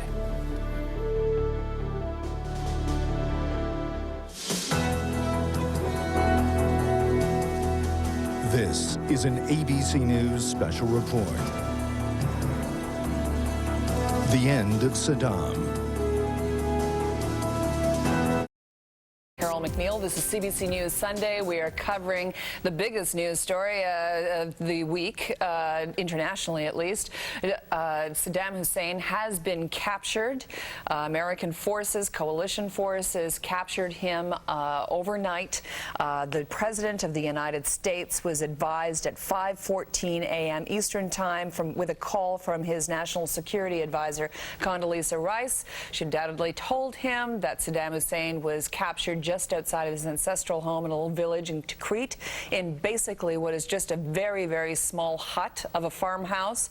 He was captured in a hole, what's called a spider hole, underneath that house, 6 to 8 feet deep, and he was lying down inside of it. And they brought him up. They say he was tired, talkative, and cooperative. They are taking DNA tests to ensure that it is, in fact, Saddam Hussein, but he has been positively ID'd by members of the Iraqi National Congress, the Iraqi interim government, I should say, they are now, and other detainees, although they have not named them. It was based on specific intelligence that they received by doing investigative work over these months, where basically they have said they were able to get close to his family and friends. So George Bush was notified at 5:14 this morning Eastern Time by Condoleezza Rice. At 12:15 Eastern Time, he spoke at the White House to the George W. Bush. He was speaking earlier today at about 12:15 Eastern Time. About 3.5 minutes he spoke about Iraq, saying that Saddam Hussein will now face the justice that Saddam Hussein denied many other people. He said this was crucial to the rise of a free Iraq, and he said it does not mean an end to the violence in Iraq, which is obviously very important. They talked about a reconciliation, and he's mentioned that, and so has our own Prime Minister Paul Martin, as has Prime Minister of Britain Tony Blair. Now, for more on the implications of the capture of Saddam Hussein, and there are many, I'm joined now by Ahmed Lufti. He is the expert, an expert on terrorism in the Middle East, and he used to be with the Institute of International Strategic Studies in London. He joins me now from London. Mr. Lutfi, thanks for joining us. First of all, were you surprised by the news that Saddam Hussein's capture, that he was in such degraded circumstances and that he offered no resistance? It's ironic, isn't it, that much like the hundreds of thousands of Iraqis whose fate was determined in secret chambers and cells, Saddam Hussein himself re-emerged from his hide after 8 months of evading the efforts of the coalition forces to arrest him, from a much similar place to the cells in which many have perished or spent the best part of their adult lives. So indeed, it's a remarkable step, and as indicated in the very important speech by President Bush and the speech by your own Prime Minister Paul Martin, it's an important step to put the past behind for many Iraqis and the process of reconciliation to begin. But many of the implications, one would have to be hastily adding here, would actually rest with how much speed with which the trial of Saddam Hussein would actually be conducted. I believe a lot of Iraqis would feel that it's quite an important step to fold this part of their past and put it well and truly behind. So it would be important to have that as a matter of priority. Sadly, that doesn't mean that the insurgencies would come to an end. In fact, as we speak, there are reports of a car that exploded outside Baghdad Hotel. That's only a few hours after the arrest of Saddam Hussein became common knowledge inside Iraq.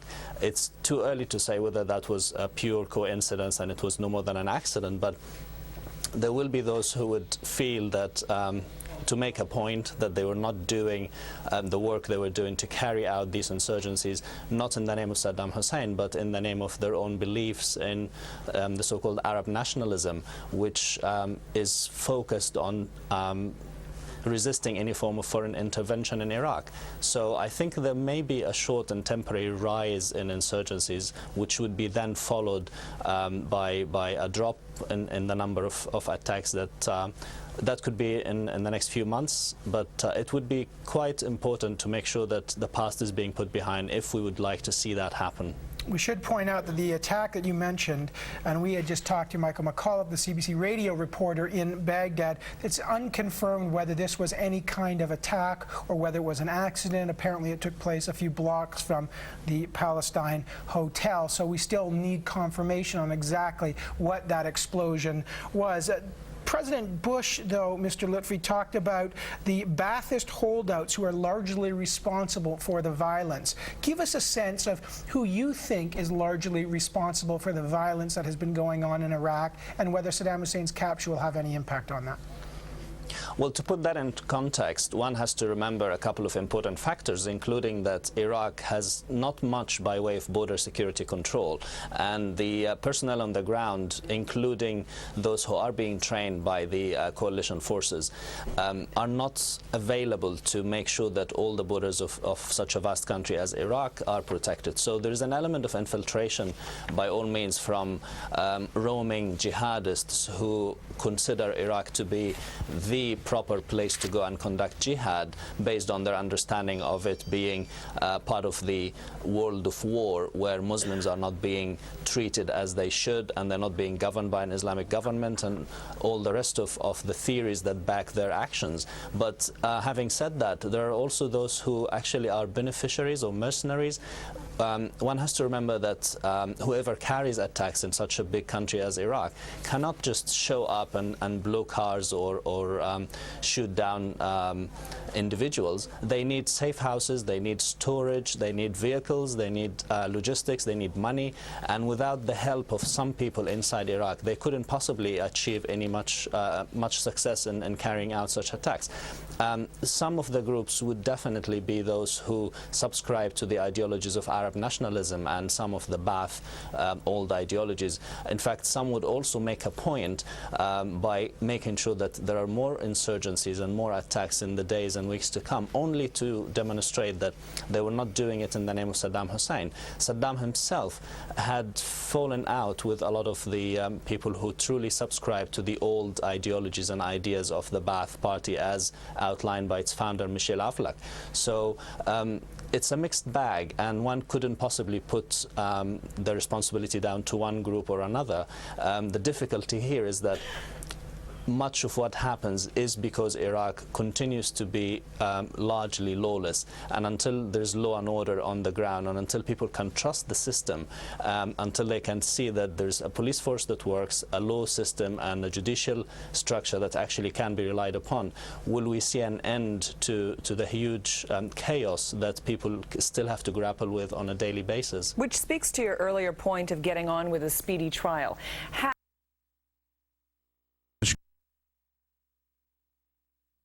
of the world. Well, I believe that the war was an unnecessary war. It was an elective war. The reason advanced for going to war in the first place was weapons of mass destruction. There were none. But as I've said, Chris, now that we're here, we've had to be successful. We cannot afford not to be successful. And I'm delighted with the capture of Saddam Hussein. I think it's one of the essential things that has to be done to make this a success in the aftermath. In the president's statement today, which was obviously wonderfully patriotic about the service of our people over there, the risks they took, the lives we've lost, and of course the debt we owe to our American forces for what they were able to do just today and yesterday in capturing Saddam Hussein. But the president never mentioned the reason we went to war going back to 9/11. Do you think there's a reason why he never said anything today about the attack on us, which started this war? I think there is a reason for that, and I don't want to get into the full details of this. I am over in The Hague. I'm preparing to testify tomorrow morning against former Serb President Slobodan Milosevic for his war crimes and so forth. But I think it's very clear that when you look at the record here that Saddam Hussein wasn't connected to 9/11. We went into Iraq anyway. We went into it before we had exhausted the diplomatic options, without our allies on board, with inadequate forces, with no plan for what happens afterwards. But we're here, and we want to make it a success. We have to, because an early exit would mean either retreat or defeat, and we couldn't afford to do that. General, you've been experienced, as you are right now, gaining more experience in how we try war criminals. Is it important where Saddam Hussein is ultimately tried?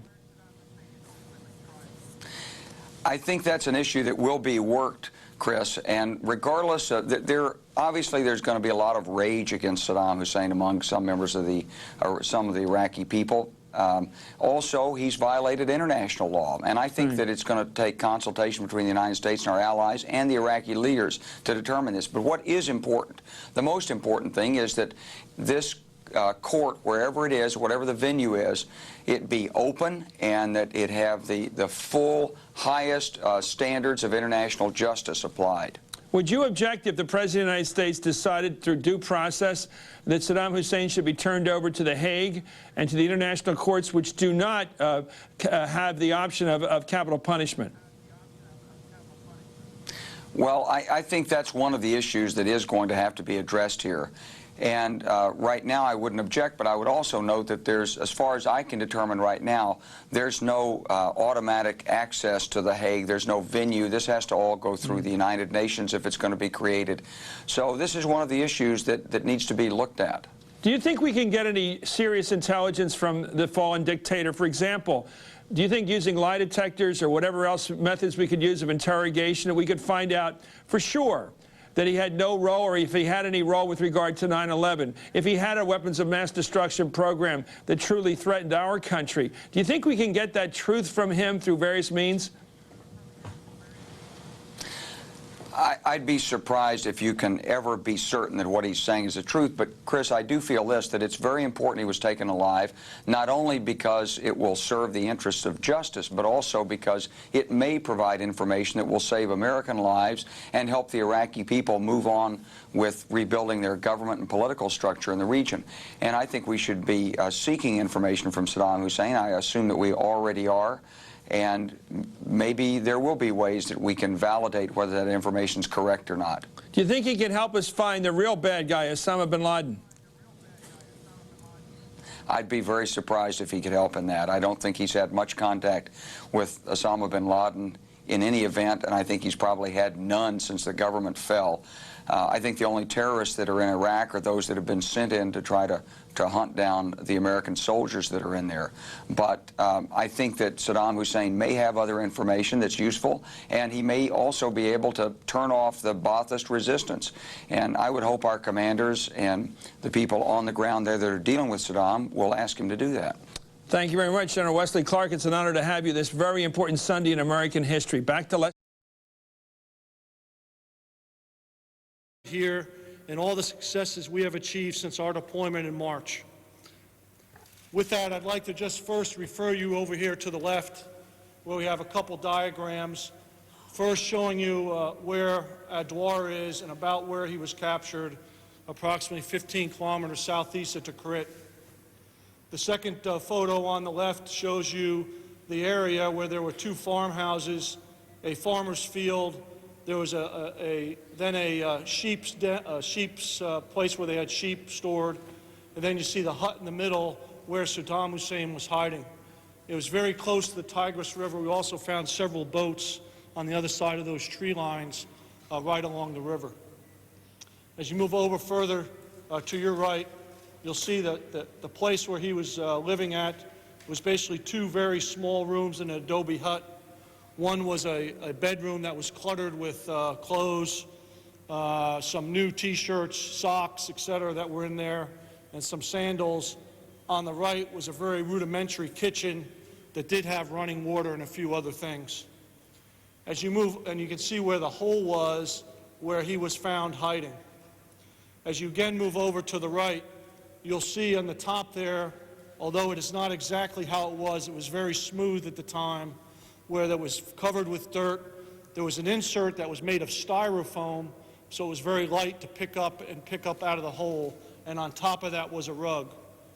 And then below that was, in fact, the hole, as you see there. It was a very narrow hole that was not very big at all, and very interesting that, in fact, you could just about see some of these palace complexes from there, and I think it's rather ironic that he was in a hole in the ground across the river from these great palaces that he's built, where he robbed all the money from the Iraqi people. With that, I'll take any of your questions. I don't. We have, whenever we capture any individual, we send them back down to higher headquarters, and then they're responsible for taking care of them from there. So once he left here last evening, I can't tell you where he is, but I can tell you he's in our custody. Sure. Sir, can you tell us a little bit more about the group that found him and maybe the individual soldier who was captured inside to pick up that lid? What I would tell you, it was a combination of efforts. There were several different units involved, and of course, as any information at night, it was somewhat confusing. We're still doing our AARs, and we'll get more information. But there were soldiers from a variety of units involved that were briefed earlier today, and they were all very much involved in this operation.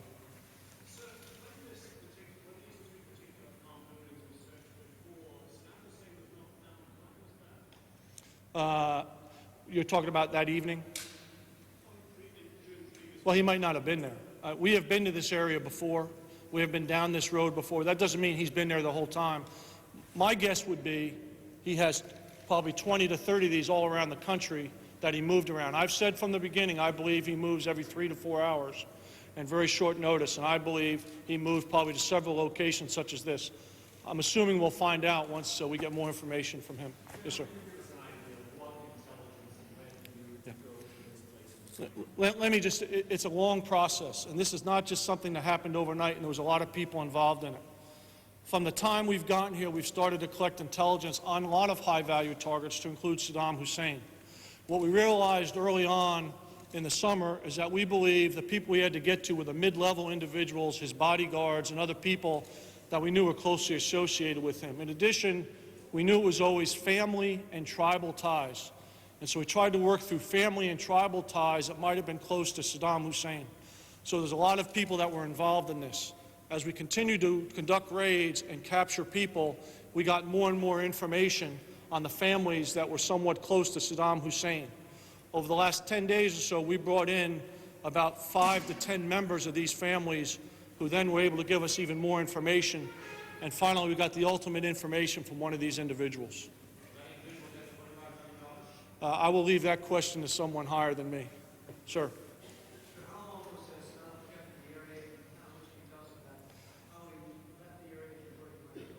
I would say that he was probably here not more than an hour or so after he was captured. He was taken by helicopter down south. I can't comment on that. They were not, it was all U.S. coalition forces that were involved in this operation.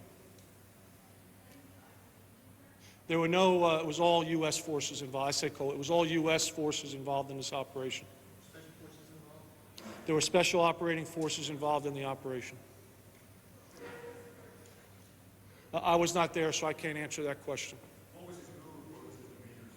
What I've been reported is a bit disoriented, obviously, as he came up, but that he was just very much bewildered, and then he was taken away. That's really, didn't say hardly anything at all as we first was taken in. I can't comment on what was said after that because he left our custody. He had a pistol with him that was on him. There was no resistance of any sort.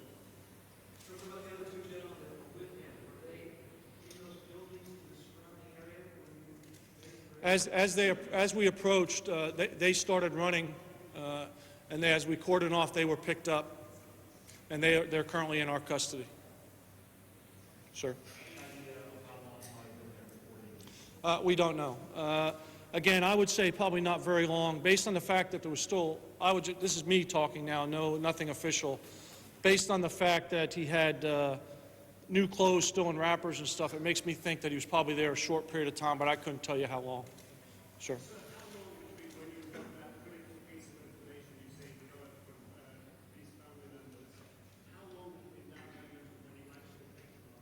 Well, I would tell you, one thing we've done very well here is use of actionable intelligence and turning it very quickly, and it was less than 24 hours. Anybody else?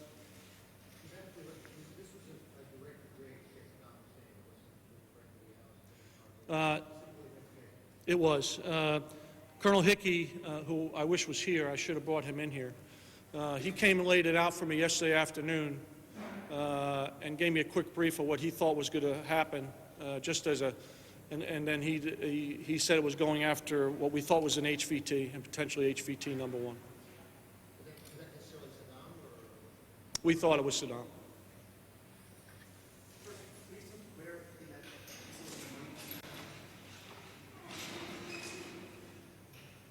It was, I can't answer that question, but it was in the open area. It was not down in the hole. It was in one of the 2 rooms there. Anything else you can give us from the soldiers who found him in terms of, have you talked to them in reaction about they were the guys who found him or anything along those lines? I did talk to him. They actually just said he was very quiet. They got him out of there very quickly. And we tried to, once we figured out who it was, the main thing is we want to get them out there as quickly as possible down to other people who are more experts in doing interrogations. And we wanted to be able to identify him. I would say very disoriented. The soldiers, they were extremely happy. And they were extremely excited, but obviously they always do everything in their very professional manner. Sir.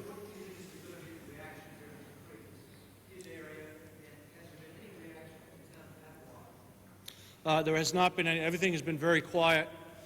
I'm not sure what the reaction is going to be. I believe in the background everything will be very a relief, a sense of relief, I think, in most cases. So we'll wait and see what happens. And we'll just have to wait the next few days and see what happens. Yeah, there was about 600 soldiers involved in this. A variety of soldiers from aviation units, cavalry units, brigade reconnaissance troops, special operating forces, artillery units. They're all very much involved in this operation. It was very much a joint and combined operation. I would say it was probably about a 2 by 2 kilometer area that we cordoned off.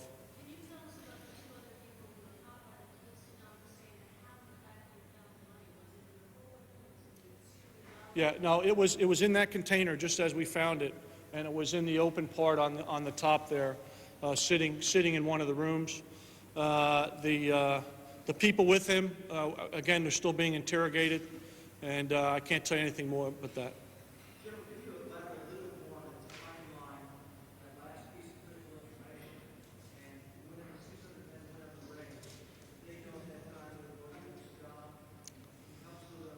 Well, I would tell you the leadership probably knew who they were going after. We do a lot of raids. All of you have been up here. We've done a lot of raids since we've been here, and we've done a lot of raids on different HVTs, and an HVT to us could be a mid-level individual. So what we normally tell them is we're going after an HVT, we're going to do a cordon and search, and this is our role in that cordon and search, and they conduct that operation. So the soldiers knew there was somebody in there they were actually going after who was targeted, but my guess is they probably did not know who it was until we were finished. Sir. Again, I wasn't exactly there, so I don't want to comment on that, but I would say that over time, as we went through the area, we noticed that it was there once we did a more thorough search of the area.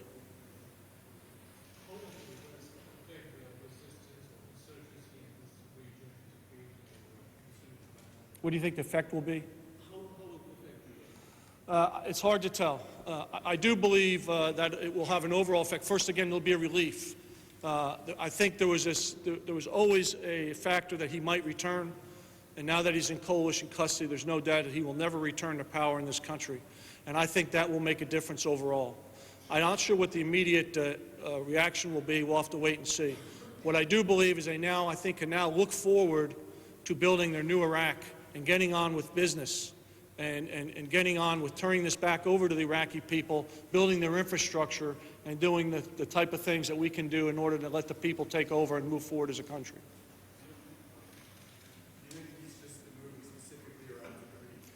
I don't know for sure. I would say around the Sunni triangle is what I would put, excuse me, the former regime element triangle, in between Kirkuk, Bakuba, Tikrit, those areas. I would probably say that's where he was probably moving, maybe Mosul too.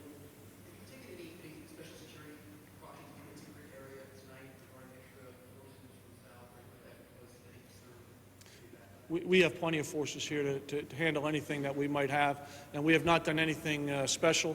We can handle anything that occurs here in Tikrit. Yes, ma'am.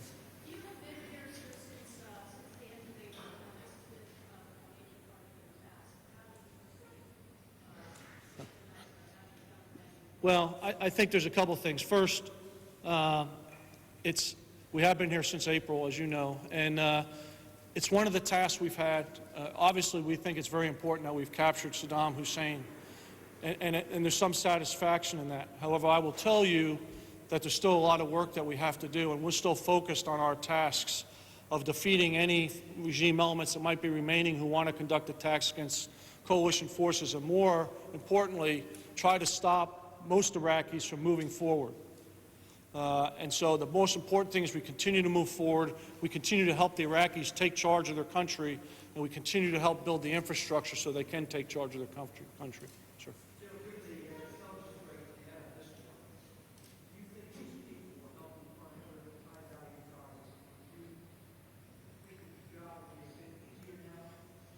In the past, when we've picked up people of importance, we've noticed that we've always had an influx of more intelligence.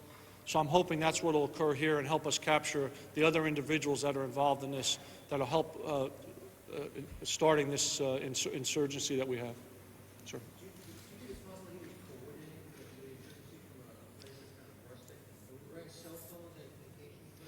No, we truly believe that there was no cell phones, no communications equipment. I'm not sure if he was coordinating. I know he wasn't coordinating the entire effort, because I believe it's not coordinated nationally, and I don't think it ever was. So I believe there's still some local and regional coordination that goes on. I think he was more there for moral support, and I don't think he was coordinating the entire effort. Sure.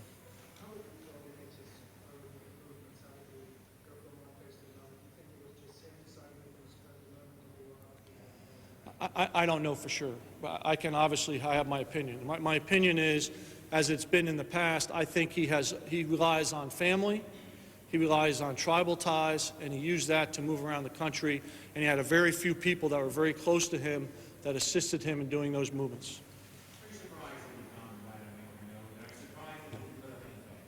I have said all along that I thought he was in this area, so I've been very consistent with that.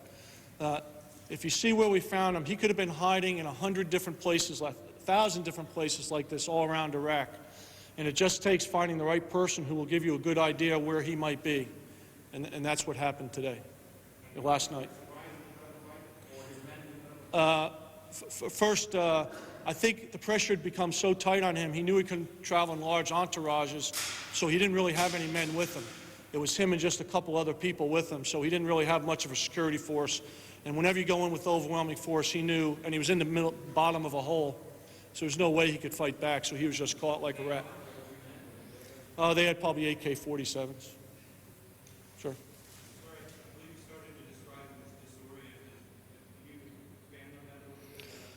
No, I just think just because he's down in a hole, he come up and, you know, the crawl space he's in is extremely small crawl space. It's not very big at all, and there's not much room down there. And so my guess is just from being down there, he was very disoriented as he came up. That's the only comment I'd make on that.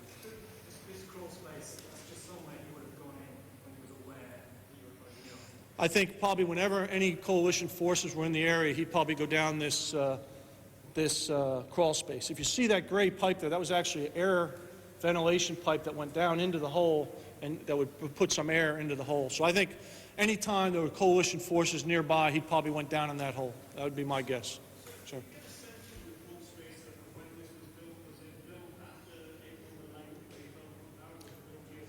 I don't know. I couldn't. I don't know. You'd have to do some sort of material analysis on the ground to do that. My feeling is it was probably built since then.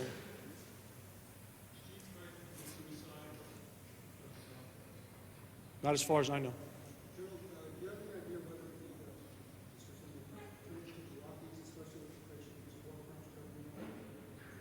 I don't know, and clearly that's up to the Iraqi Governing Council working with Ambassador Bremer and the coalition forces, and I'm sure those are decisions they have to make here in the future, but I personally do not know what the outcome will be. Sure.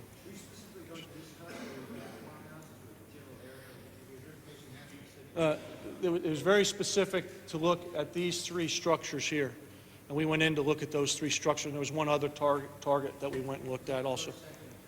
This was the second target. There was another objective that was not in this site, that was somewhere else not too far from there. We considered this to be one target here.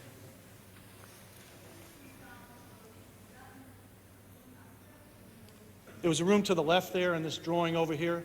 See there with the door open? There was a bed in there, and there was clothing in there.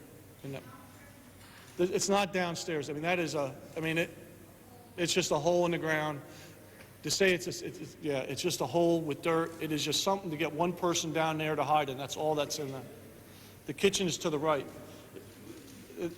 Where that hole is there, where it's open there, there was a kitchen there with running water and a sink and a little place to cook there. Excuse me, sir? He had a pistol on him. No, not while he was there. He did not make any statements. When we got him, the first thing we do is try to evacuate him very quickly. So we didn't spend a lot of time with him. We evacuate him so other people who are more experienced in that can do this. But he didn't say. He said very little.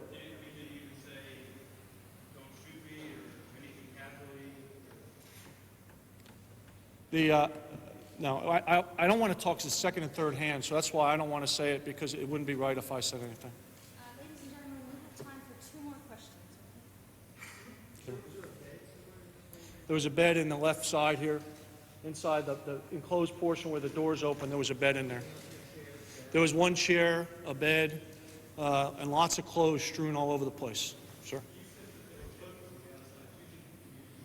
I think he might not have used it personally, but there might have been people using the river to come visit him and maybe potentially bring supplies or maybe meet with him. One more.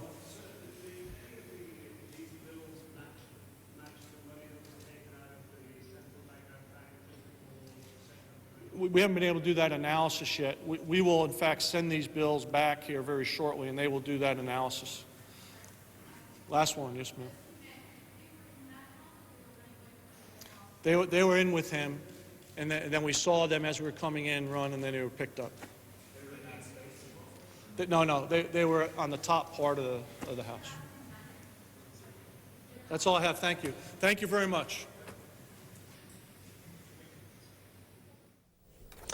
The comments from Major General Ray Odierno from the 4th Infantry Division from Tikrit, Iraq, about 2 hours and 35 minutes ago, 11 o'clock Eastern Time, with more on the capture of Saddam Hussein. Our phone lines remain open this afternoon, East Coast time, 202-585-3880 for those of you who support the war, and 202-585-3881 for those of you who oppose to the war. The Associated Press with some of the details into President Bush and how he first heard about the capture of Saddam Hussein. This is from the AP. The story begins by saying President Bush first learned that Saddam Hussein may have been captured on Saturday afternoon and was given confirmation of the most sought-after prize in the Iraqi war early on Sunday, according to senior administration officials.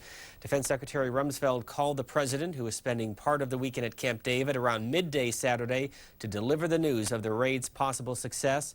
And then just after 5 a.m. Sunday in Washington, the U.S. administrator in Iraq called the National Security Advisor, Condoleezza Rice, to confirm that the person in custody had been confirmed to be Saddam Hussein. Rice immediately took the information to President Bush, who by now is back at the White House. The president had returned to Washington late Saturday to be back in town before a snowstorm that hit the nation's capital today, and that prevented him from attending the taping of a television Christmas special later in the day here in the nation's capital. The president had planned to attend church service earlier today across the street from the White House, but decided not to make the trek through the snow. He remained ensconced in the Oval Office as the developments unfolded. Again, that from the Associated Press. Details on how President Bush first heard yesterday and again this morning, confirming the capture of Saddam Hussein. Chicago, you're next. Good afternoon. Good afternoon. I'm calling to say that I strongly oppose the war. I feel we went to Iraq under false pretenses. However, I want to say to the people who are saying that if we don't agree with the war, we should get the hell out of the country, I want to say, how dare you?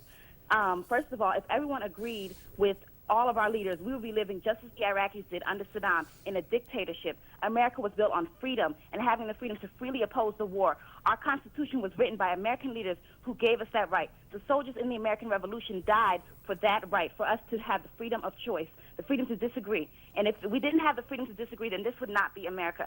I am a proud American who opposes the war but supports the troops, and I am not going anywhere. As far as I'm concerned, the people who say, get out, they don't agree, they are not Americans. They are just like Saddam, because true Americans know our rights. If everyone always thought the same way, what kind of country would this be? It would be no different from Iraq. So shame on all of them. They are not true Americans. Thank you, caller. We're dividing our phone lines for those who support and oppose the war in Iraq. Las Cruz, New Mexico, a supporter of the war. Good afternoon to you. Good afternoon. I just wanted to say one thing to the female that just called. I am in the military. I know I live in a free country, and I took that oath to join the military and support my Republican president. I am the daughter of a Vietnam veteran, and I, too, lost friends and family in the World Trade Center. And I fully support our war. We are going to free people so they can be free just like we are. They're fighting over there against their own will just because of fear of being killed by their own people. And we are out there to free them. Therefore, I am serving my country. I am in the military, and I am very proud of my Republican president. I am Republican, and hoorah to our president. Caller, how long have you been serving? I've been serving for 2 years. And in what branch? After the fact of the whole September 11th, I did join the military. I am in the United States Air Force, and I am very proud of it. Thank you for the call. Next, Elizabethtown, Kentucky. Go ahead, you're on C-SPAN. Yes, this is Betty from Elizabethtown, Kentucky. I do not think that is Saddam. I think it's one of his doubles. The moles on his forehead is one thing from his other pictures are not there. And I think that Saddam would have shot himself before he would have let us capture him. Thank you. DNA testing now going on with the confirmation from the U.S. military that, in fact, it is Saddam Hussein. Some of the pictures that were released earlier today in that briefing that took place about 7:10 Eastern Time, with Paul Bremer confirming that, as he put it, we got our man.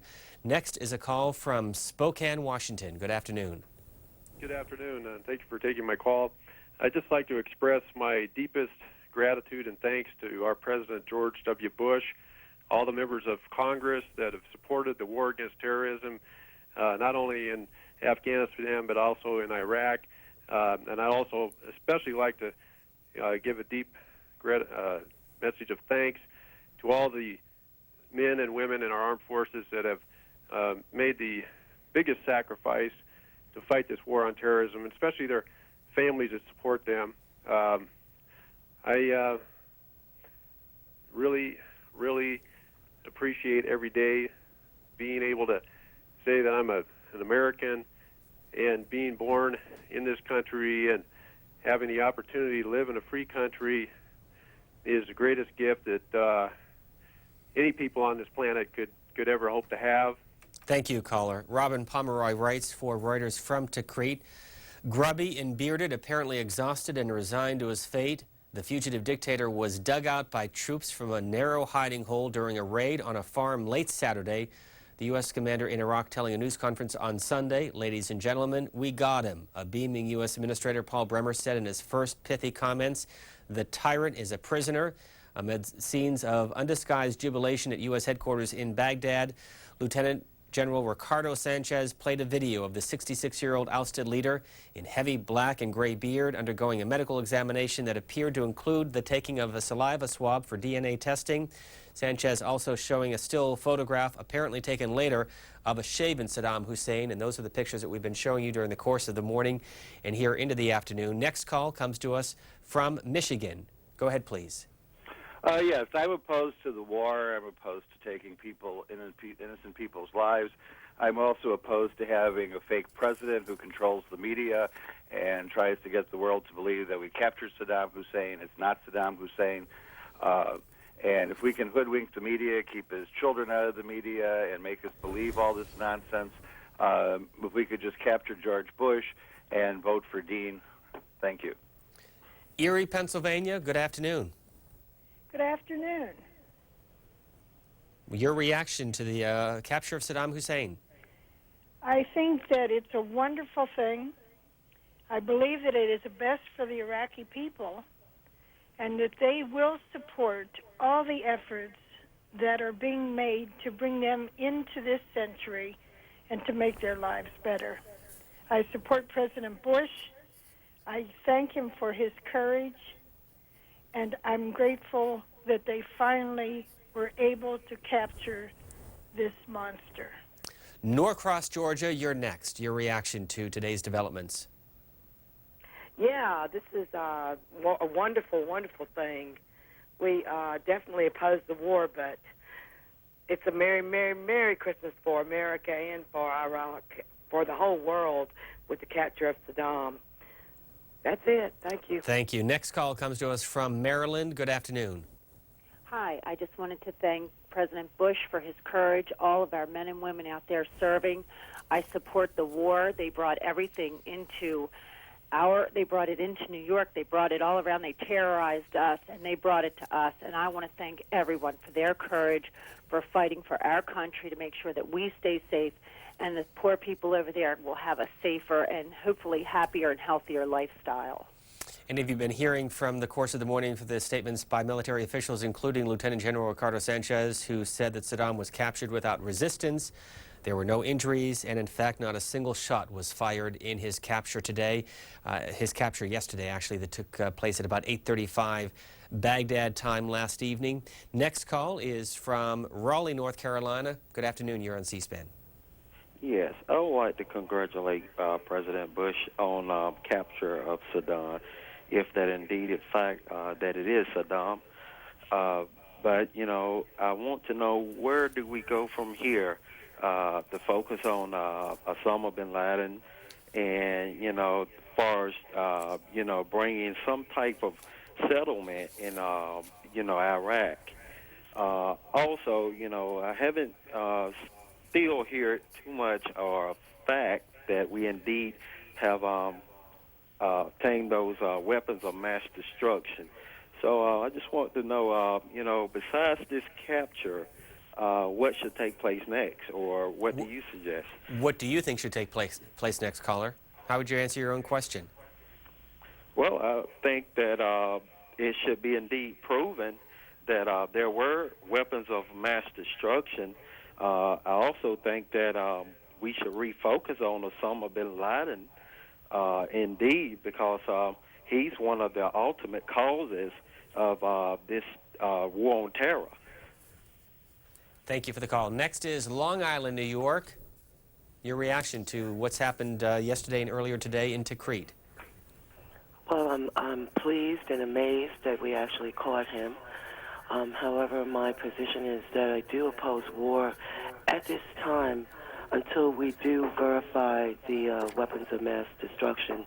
A lot of people worldwide, I'm a world traveler, have expressed to me that they feel that America has kind of duped everyone, although it may have been a necessary means to an end. We really should show the rest of the world that there were these weapons that purportedly had us going there in the first place. But I am glad that he has been captured. Thank you for the call.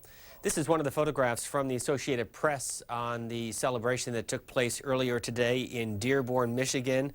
A crowd beginning to form outside the along Warren Avenue, outside an Islamic center. There is a large Islamic population in the Detroit area. And again, this photograph from Dearborn, Michigan, earlier today that is now moving through the Associated Press wires. Next call is from Orlando, Florida. Go ahead, please. We'll go to Washington, D.C. next. Good afternoon. Go ahead, Washington, D.C. Hi, I'm calling because a couple of callers have called in to say that they congratulating President Bush for the capture of Saddam Hussein, and I don't agree with that at all. President Bush was not the one who captured Saddam Hussein. It was the troops that he sent over there, and if any credit should be given, it should be given to the troops who captured him, instead of saying, oh, I congratulate President Bush. Thank you. Lionel, Michigan, you're next. Yeah, first of all, I'd like to say thanks to the troops for my freedom and everybody's freedom in the United States. Another thing, you people that oppose the war, when you can't turn your lights on, you have no water running, then you'll know what they're talking about. And one more thing, I'm glad they got him, and I support the troops. I'm a full-blown Democrat. Well, we need jobs in our country, too, so we need to start there by helping that. But once again, I can't thank the troops enough. People are giving their lives for our freedom. That's all I got to say about that. Thank you. This is a file photo of Saddam Hussein outside of Kirkuk as he speaks to several thousand people in Iraq. Of course, a very different picture of Saddam Hussein is being released, the video images from the Associated Press on this Sunday afternoon. Next call is Orlando, Florida. Go ahead, please. Yes, hello? You're next. Yes, Good afternoon. I would just like to say, first of all, thanks for taking my call, my first-time caller. But the thing about this whole Saddam Hussein situation is after 9/11, we found out that bin Laden was responsible, not Saddam. So what is the big victory if we went after there and captured their own guy? And for all the people who say that the people who oppose the war are not patriotic and we don't support the troops, we know that President Bush avoided getting drafted into the military when he was the governor, or not governor, but when he was a little kid, and his father and his grandfather was senator in the Congress. So we really need to look at his background and why the media doesn't talk about his background and how he got away with some things when he was younger. Michigan City, Indiana, your reaction to the capture of Saddam Hussein? I am just tickled to death that we've got him. Wouldn't it have been great back in 1942 if we could have captured Adolf or Tojo before all of that mess got in full-fledged? All I can say is, Osama, you're next. Last call in this segment before we show you the remarks from British Prime Minister Tony Blair from London earlier in the day. Hamilton, New Jersey. Go ahead, please. I'm glad they caught Saddam. Maybe now a few more Iraqi people won't have to look over their shoulders. This is not a solution, but our president did the best he could under the circumstances. Thank you. Thanks for the call. The confirmation of the capture of Saddam Hussein took place at about 7:10 Eastern Time with the comments by U.S. officials in Baghdad, and we've been hearing from others during the course of the morning and the afternoon, including our closest ally in the effort in Iraq, British Prime Minister Tony Blair. He spoke to reporters at about 8:30 Eastern Time in London. Good afternoon, everyone. The shadow of Saddam is finally lifted from the Iraqi people. We give thanks for that. But let this be more than a cause simply for rejoicing. Let it be a moment to reach out and to reconcile. To the Sunnis, whose allegiance Saddam falsely claimed, I say there is a place for you playing a full part in a new and a democratic Iraq. To those formerly in Saddam's party, there by force and not by conviction, I say we can put the past behind us. Where his rule meant terror and division and brutality, let his capture bring about unity, reconciliation, and peace between all the people in Iraq. Saddam has gone from power. He won't be coming back. That the Iraqi people now know. And it is they who will decide his fate. And in Iraq today, we work hard. The coalition forces from 30 different nations and Iraqis who love their country and who work hard with us to rebuild Iraq, to nurture its wealth for all its people, to bring prosperity and freedom to those people. In the timetable we have established, power will be handed over to Iraqis to run Iraq, now as a sovereign, independent state, based on the principles of justice and democracy and the rule of law. And let us lay one myth to rest today. We have a common interest, coalition forces and Iraqi people. Our purpose is a shared purpose, our victory a shared victory. The coalition needs an Iraq that is stable and prosperous for the good of Iraq, the region and the wider world. The Iraqi people, who were reduced to poverty and to penury by Saddam and his sons, they desire no more than to live in peace, to develop their nation's wealth, and to put freedom in the place of dictatorship. We're on the same side. And who is against us? The tiny minority of Iraqis who wanted Saddam back and must now know that their cause is a futile one, and assorted foreign terrorists who have entered Iraq, whose greatest fear is that a new Iraq spells the end of their vile campaign of terror and propaganda against the Arab and the Western world working in partnership together.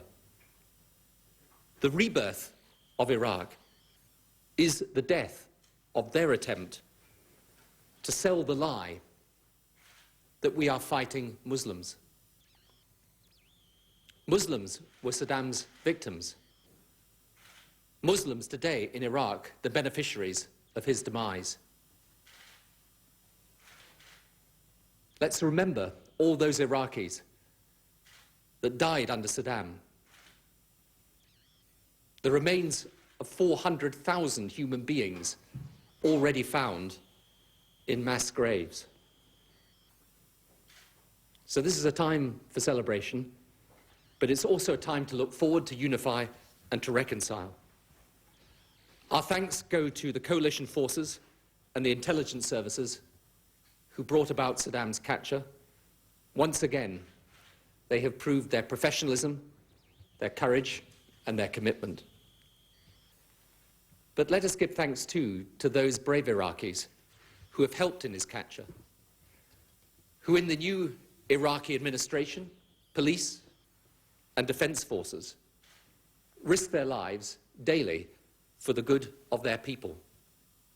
They are the representatives of the new Iraq in action today. So now is a time of great opportunity. Let us seize it and use it for the good of the people of Iraq, for the people in the Middle East, and for the people of our world. Thank you.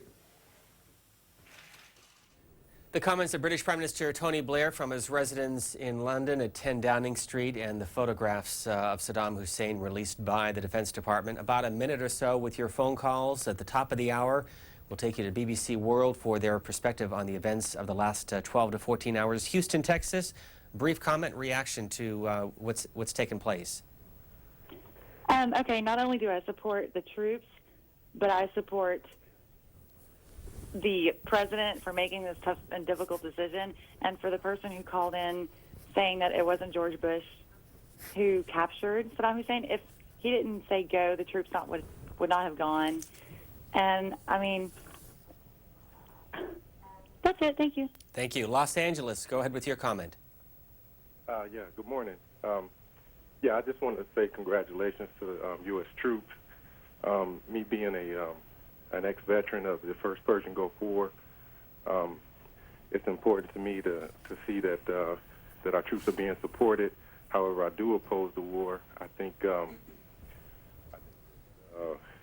all the lives lost does account for something, and I think that in this society that we live in, we should strive to be a more peaceful people. Thank you, caller. We'll now take you live to BBC's World News coverage at the top of the hour, and in a couple of minutes, we'll let you hear the President's remarks from earlier today.